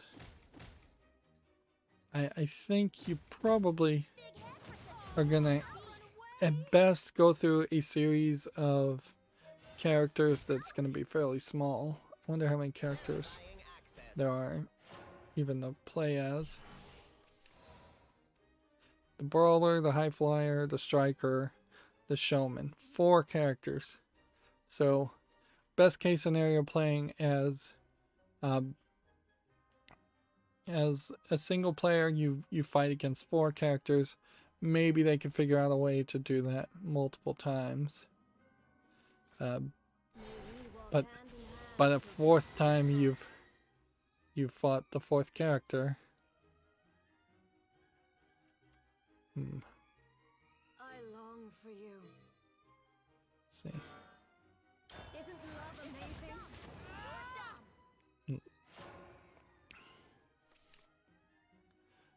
So if he can't do 2 damage to me. I've won, but almost certainly he can.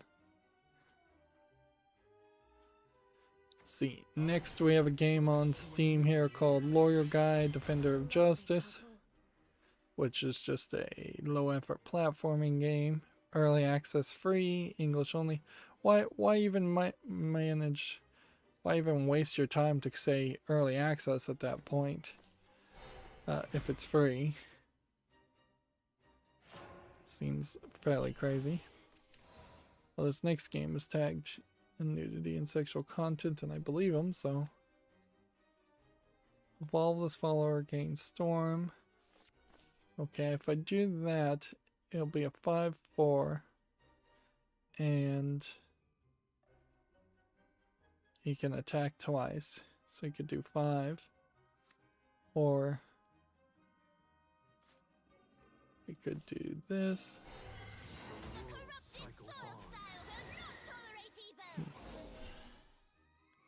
And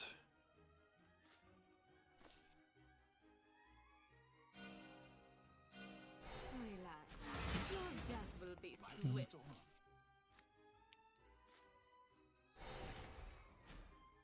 Guilty.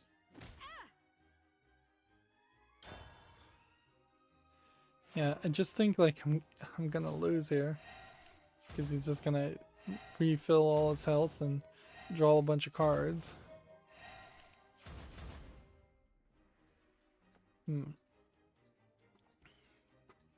So yeah, the game I'm looking at is called Happy Quest. It's a match 3 game set in kind of a fantasy world with some large-breasted, I wouldn't really call them anime characters, I'd call them more fantasy characters. Supports a bunch of languages. There's another game called Happy Numbers that they're advertising. I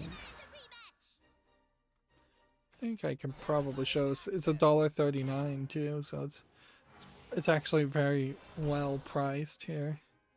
So yeah, you have a large busted character here, a large busted character here, large busted character here. But then the actual game is just match 3 game, player versus player, and I think actually it's fairly reasonable at $1.39 discounted. So I'm gonna put this on the fall list, and although it does certainly beg big questions as to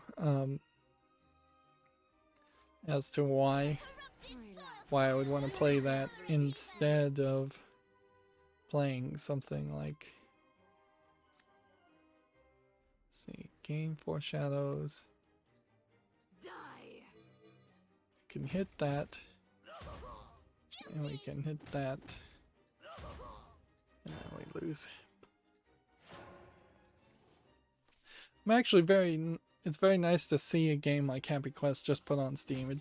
It seems like it is being very just straightforward and honest about what it's selling. It's pricing itself very reasonably for what it's selling. It looks like it actually has a decent experience that you could have for that price. Oops. Man, ow, that hurt.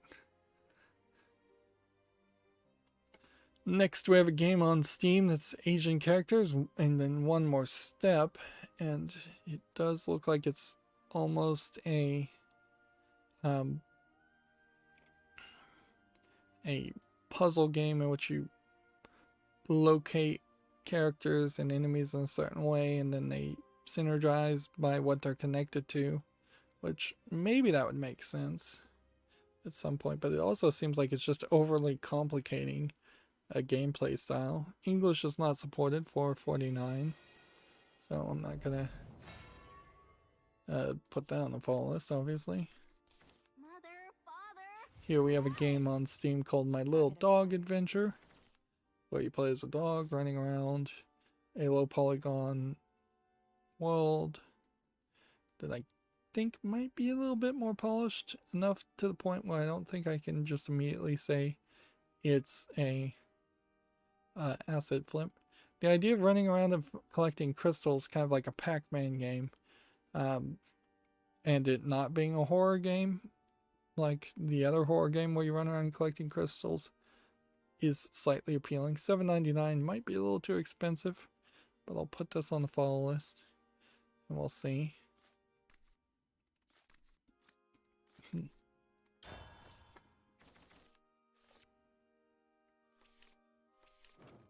Here we have a game on Steam called Arcana Extra 1, which is of course a anime visual novel. Let's see. It's an after story from an Arcana experience, so really what this comes down to is if I buy and play an Arcana, which I don't even know if that's on the follow list, then that would determine whether you want the after story or not. Here we can see Arcana as its own game is on the following list, so there's really no reason not to just put that on the wish list now. And then Extra 1 can, I suppose, go on the wish list now too. Of course, at some point I might need to be much more critical on all of that. Game Grumps is playing Danganronpa, and I would like to play Danganronpa, but I'm also seeing that even though that isn't 100% just a straight linear visual novel, it's mostly a visual novel slash interaction dating sim game, and there is just a ton of text there, and that certainly would be a case where voice acting would be a lot more helpful. And of course, Game Grumps have the actual ability to voice act, so them covering the game is like way better than what I would do. Like, really, if I'm gonna cover these video game things, I need to completely give up and abandon the idea of voicing it out loud. I need to just embrace a lower quality experience for the audience and say, alright, I'm just not going to read this out loud. I'm going to play whatever background music is playing.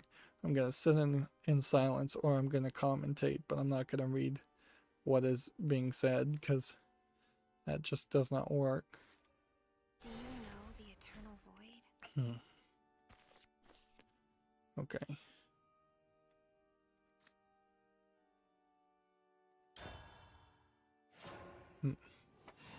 Here we have a game on Steam called White Lily 2, which is tagged as a JRPG, but it, to me, looks like it's mostly a visual novel. I guess it does actually have some JRPG elements to it. They just weren't really focusing on it. So I guess the question would be, of this Chinese game, is there a White Lily 1 even on Steam? And yes, there is. And then there's some DLC. But the first game doesn't even support English, so there's really no way you could play that experience. Right.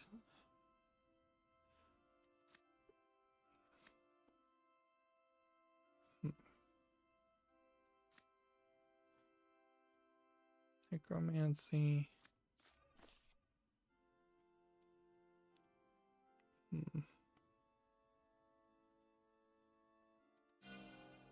I interest you in reasonably priced souls? See, what else do we want to do? Yes. You're nothing but a child.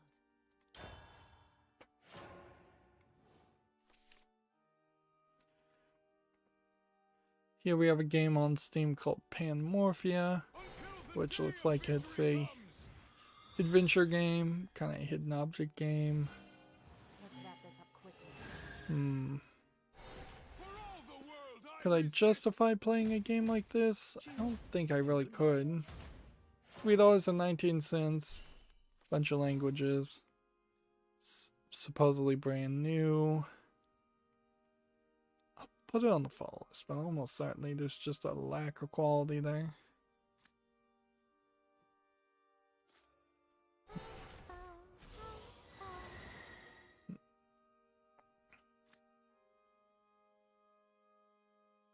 Two defenseless. Perform Necromancy 3 and banish the enemy before it can deal any damage.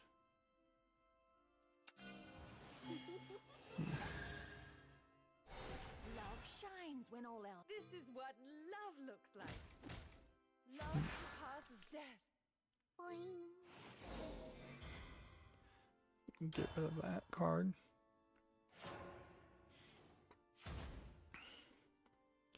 Next we have a game on Steam, Horrornomicon, which is a dark screenshot syndrome horror asset flip game, obviously.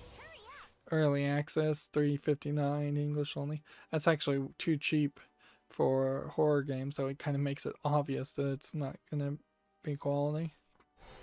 Here we have a game called Inoki, which looks like it is just a box pushing game. Yeah. Single screen, box pushing puzzle game, nothing there. Early access, $5.39. Bunch of numbers for achievements, 10 achievements. Nope, nothing there.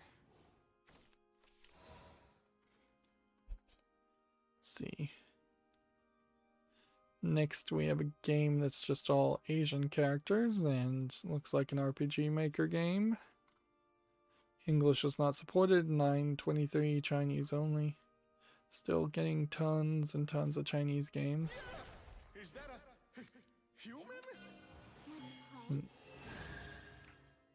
But in all fairness, that one doesn't even look particularly bad. Let's see. Oh, we hit that. And then hit that. A job well done.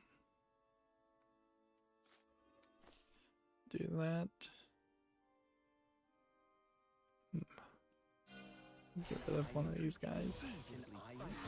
Reasonably priced souls.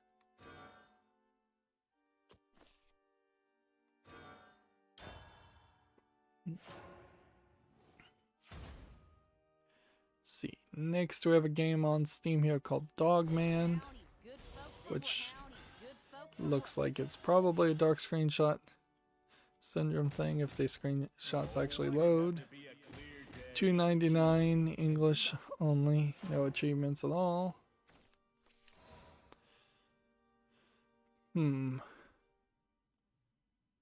Just like everything. Dark screenshots, dark screenshots, dark screenshots, dark screenshots, dark screenshots. That's not a game I want to play. Restore 4 defense. Destroy random enemy follower.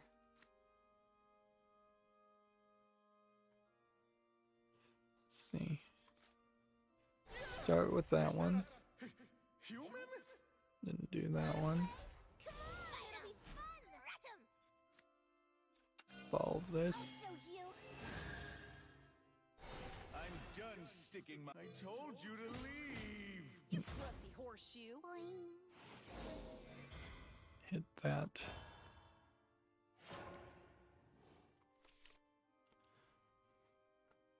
See. Next we have a game on Steam called Pest Control, which to me looks like it might be a game of some interest. Although I don't know if I really want to play a game where I'm a pest control agent. Like I want to see houses that are dirty like this, full of insects. I don't want to see insects. I don't want to hurt and kill animals virtually when it's unnecessary. It's like $17.99 is too expensive, English and Polish. It's early access. I just think personally, I don't think that's a game I'd enjoy to play. Here we have a game on Steam called 1917 The Prologue, which may be a demo, maybe not. Elements of an escape room horror game. It's 10.39. They're comparing it to Oberdin. It's Russian and Chinese, which is slightly suspect, but this actually does kind of look like it's an actual potential horror game. So I'll put it on the follow list. Take note there that that does not feel like that is a game just labeled Prologue because it's a demo. Which seems to be something that happens a lot. Alright. Can we do this and this?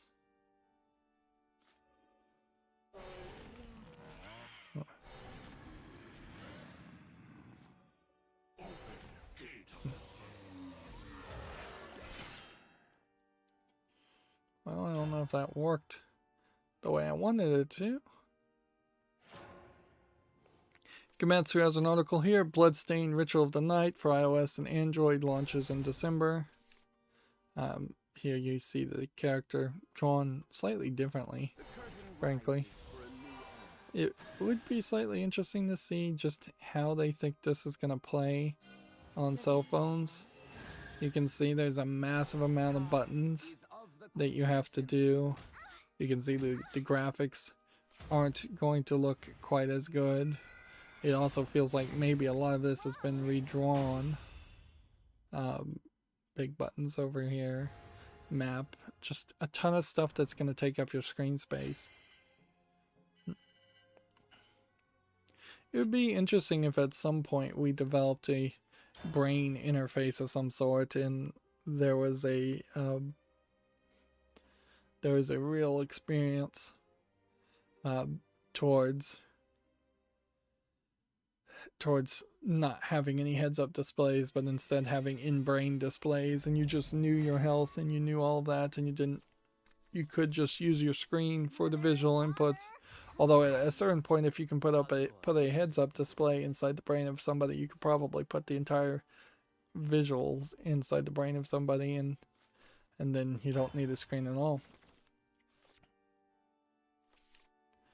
Here, let's just mention as far as YouTube. Here we go. We've got this same Red Letter Media video being recommended to me for like the 10th time.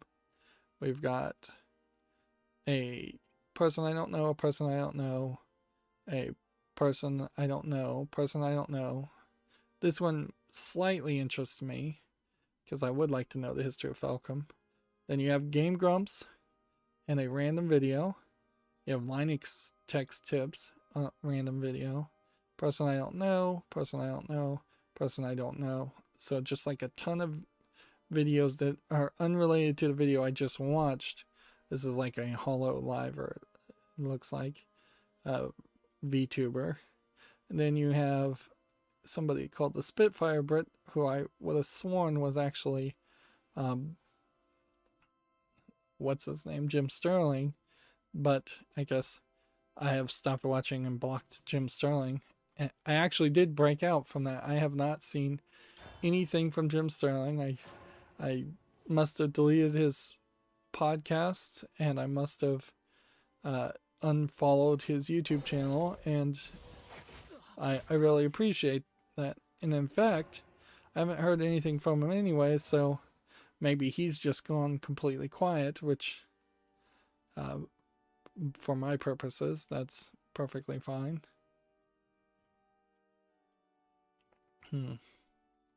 Because he was just banging on the same narrative over and over again. It was extremely repetitive, even if I certainly have been guilty of doing the same. Here we have a game on Steam called Flailure, as in you flail a flail and then fail. And this is a player versus player game. The concept's a little bit unique here in that you have this kind of wonky QWOP style of gameplay. Instead of just your standard, you can run up to somebody and jump on them or punch them. $6.79 English only. Online PvP. But it's still just a player versus player game, and that's still not something I want. I interest you in reasonably priced souls.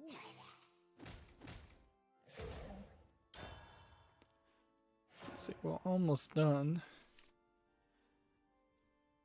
Gamatsu has an article here. The Tales of Series 25th anniversary live stream has been announced. So an announcement for an announcement for a new Tales of something.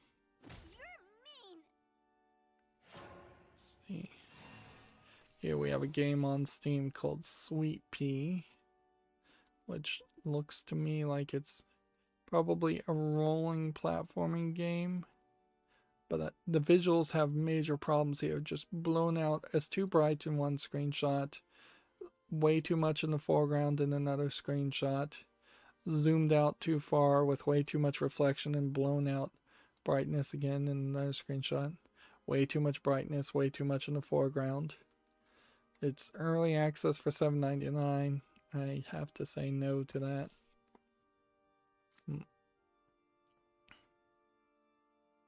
Alright, do I want to do that? The living are too proud. Need a loan? See you around. What's funny is I don't think I've heard any of these characters say anything. Probably because I have that turned off, right? Let's see. My, what a shame. Let the deadly show begin. Why am I at a different resolution again? Am I being freed? Ow!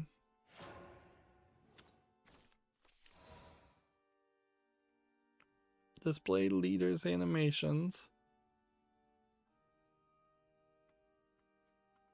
Display other users' messages. I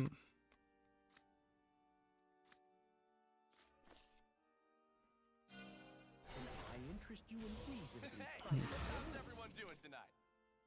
Need a loan? Back to the friend zone. See, can we possibly win here? I don't think so. Need a loan? Man, I probably need to just grind. Like, I just need to grind and get the daily quest done today to just stay on target. We still haven't figured out how to get tickets.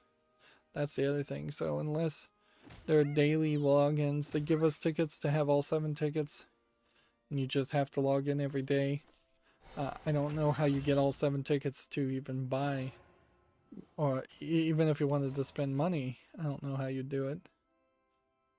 Which, it shouldn't be that difficult. Let us make out eternal vows. Demon Souls remake Japanese voice cast has been announced according to Gamatsu, which he has a full list of probably many fake names of voice actors, which you almost certainly won't recognize unless you're big into following the voice actors in Japanese games. Let's see.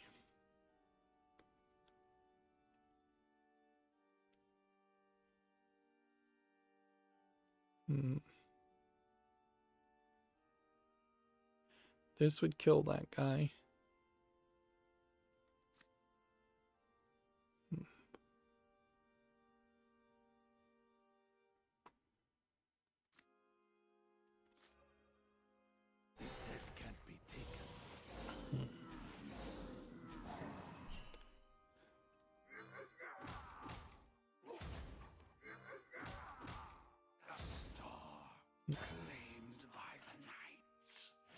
Here we have a game on Steam called Sky Journey Jigsaw Landscapes, which once again is just jigsaws. Although in this case I would say the art seems to at least be consistent, so maybe somebody actually did make these images. Although I'd almost assume that somebody was trying to make a much bigger game. It ran out of budget and they failed miserably, and so instead they've just made a jigsaw puzzle game instead. And there is a problem with jigsaw puzzles like this, in that there's only one major element, and then there's a lot of sky, a lot of mountains, a lot of green. That's not a particularly good jigsaw puzzle. $1.99 English only. Okay.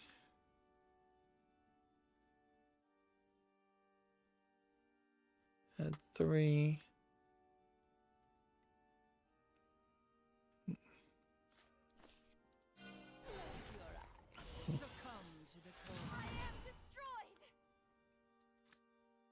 And in the turn.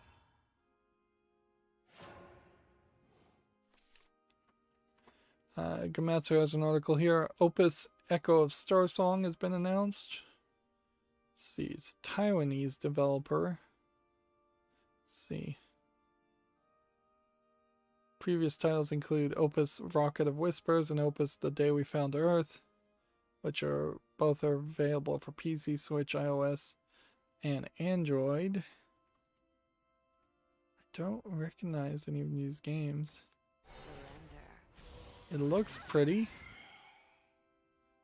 It probably is a fairly short linear story. We're going all the way.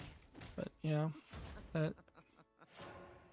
that's a game I guess I need to search out more. Let's see. May all life prosper and be blessed.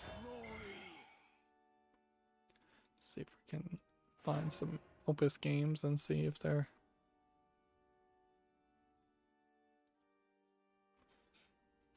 on Steam. Well, unfortunately, Opus alone does not Unjust.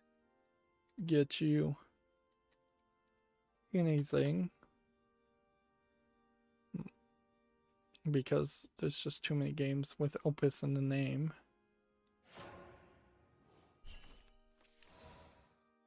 Do I not have the audio? Like,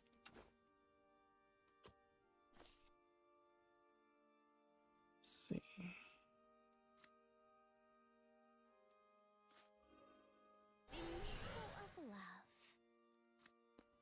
Summon a zombie. What do you think you're doing?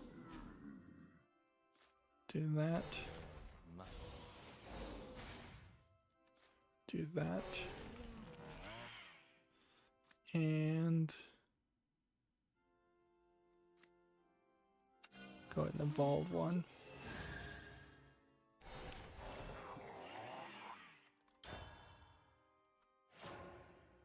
So here's the game, Opus The Day We Found Earth. It's on my wish list. You can see it's not as visually polished. And then over here is Opus Rocket of Whispers, which does seem like it's a little bit more visually polished, but again, it looks like a very different game. So apparently I own the free prologue. I don't know why I would own the free prologue, but whatever.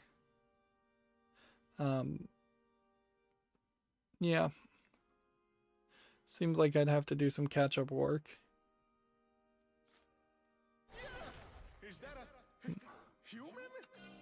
I'll show you. I'm done sticking my head. I told you to leave. Let's see.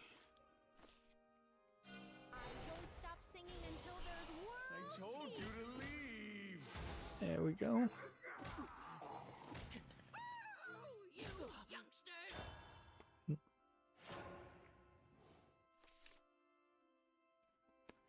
Let's see. Codemasters has an article here. Kimco RPG Selection Volume 6 for PS4 launches February 25th, 2021.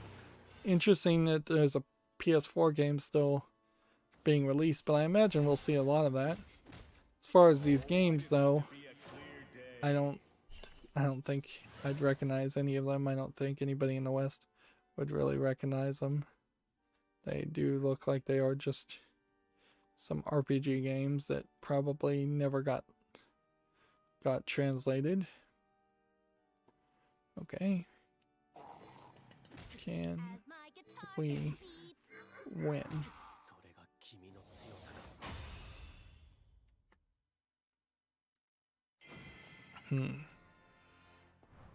Wow, and I guess we'll end the stream on a victory. Although not enough of a victory. And we definitely are not hitting the weekly limit. So, yeah. 5 matches, but 2 more of them need to be Shadowcraft or Havencraft. 1 more for the temporary gyms. That's a lot of playing that I don't particularly want to do. And then let's go to the daily bonus. That's exactly what I wanted to check, because we need to figure out how do we get 7 tickets to purchase the skins. Boy, do I kind of hate this background music. I'm a little surprised they didn't do a full takeover with the art. Let's see. You've got just a standard ticket here. And you have just 1 ticket here.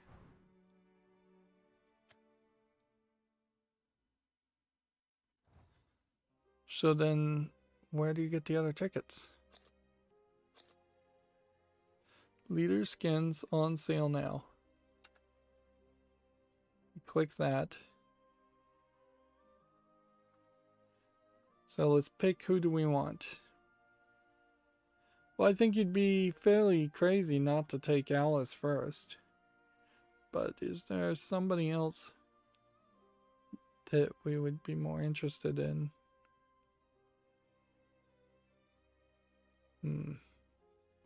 Let's just get this one.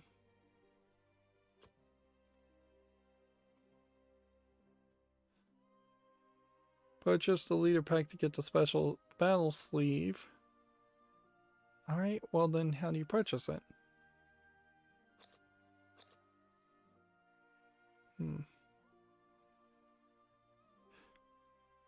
This doesn't make any sense. See, you're at the shop. You go to buy crystals. There's only crystals here. Real world money. You go to buy cards. And you can only buy packs, pre-built decks, and temporary cards. You go to buy supplies. And then under items, it's just Seer's globes. And sleeves are all crystals.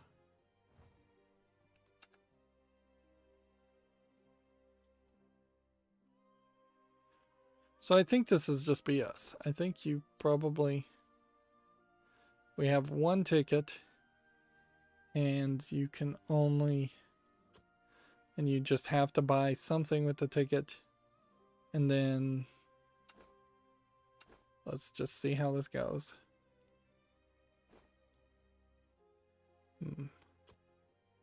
Yeah. And then without the tickets, then it changes the crystals. Ah, you see. Now I see how this works.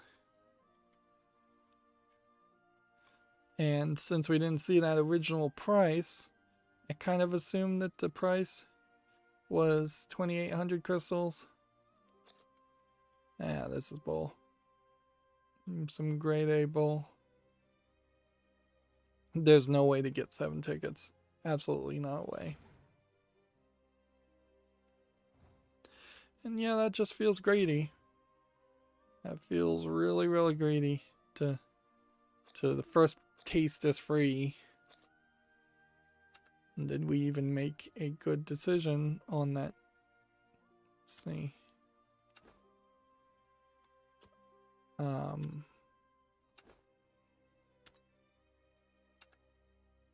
We'll try him out. Of course, yeah, you're also going to be hearing a lot of Japanese, because this will be a Japanese only character who's only voiced in Japanese. And I imagine that might be one of the saving graces of Shadowverse as it is that they may just not be willing to voice act all of the, translate all of the characters' lines. Although they may not care either. We are not making a lot of progress on the battle pass. We're just making progress in general. And at a certain level, I don't think even buying the battle pass solves the main issue here. The main issue is that in Shadowverse's greed to make you want to play, to try and force you to play 3 times 3 different quests every single day, they've actually burnt me out prematurely, and I'm just not super interested in that. Let's see. As far as the Humble Bundle store, there's a Humble Choice, which that's the monthly thing, so I don't ever look at that. And there's an audio bundle, Voices of Warhammer. And is there any game bundle? Nope. There's no video game bundle at all. So then that just brings us back to my Twitter feed. And we'll look and see if there's any new news. And then I think we'll be well suited for the weekend. Which honestly, I need to really get back to playing something and uploading videos. See, we have a Gamma Sutra article. Sega Sammy struggling to weather the pandemic despite strong game sales. Sega Sammy is also apparently selling all of their arcades.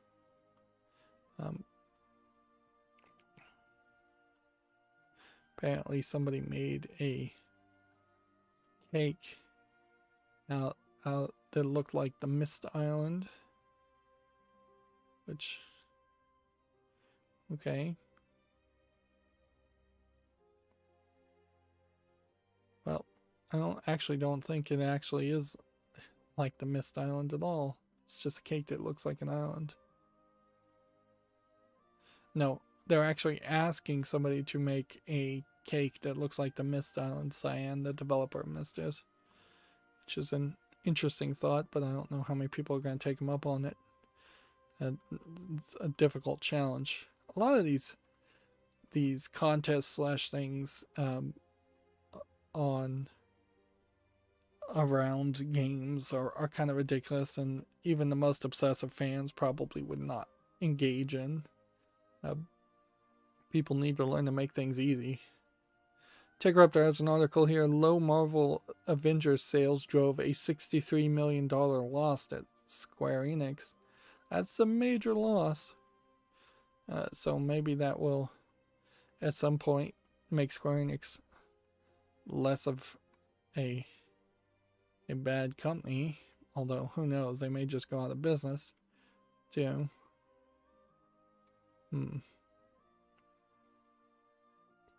We're definitely going to see a lot of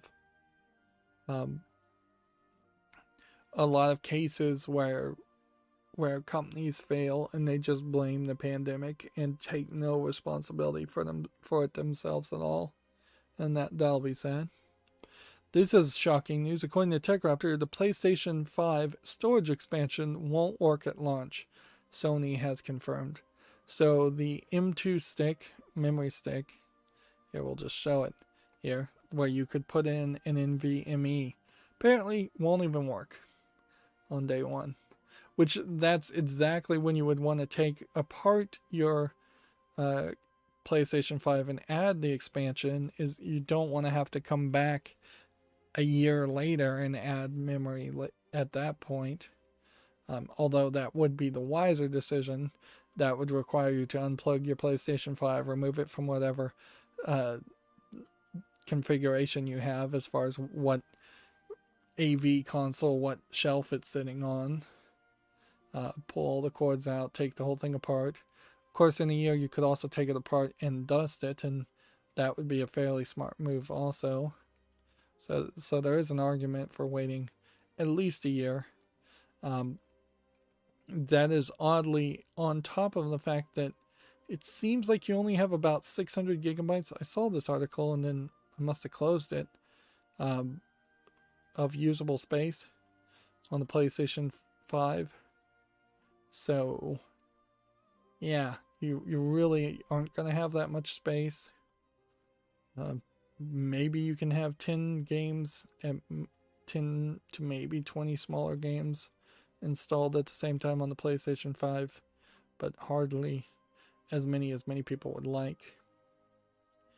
Well, that's going to be it for this stream. There's really nothing else to talk about. As always, I ask you to like, share, subscribe, comment, and watch every second of my videos. If you want a friend to follow me on any social media sites, there's a whole bunch of links down below. And if you want to support me further, there's a link to Patreon, or you can friend me on Steam and gift me a game off my wishlist.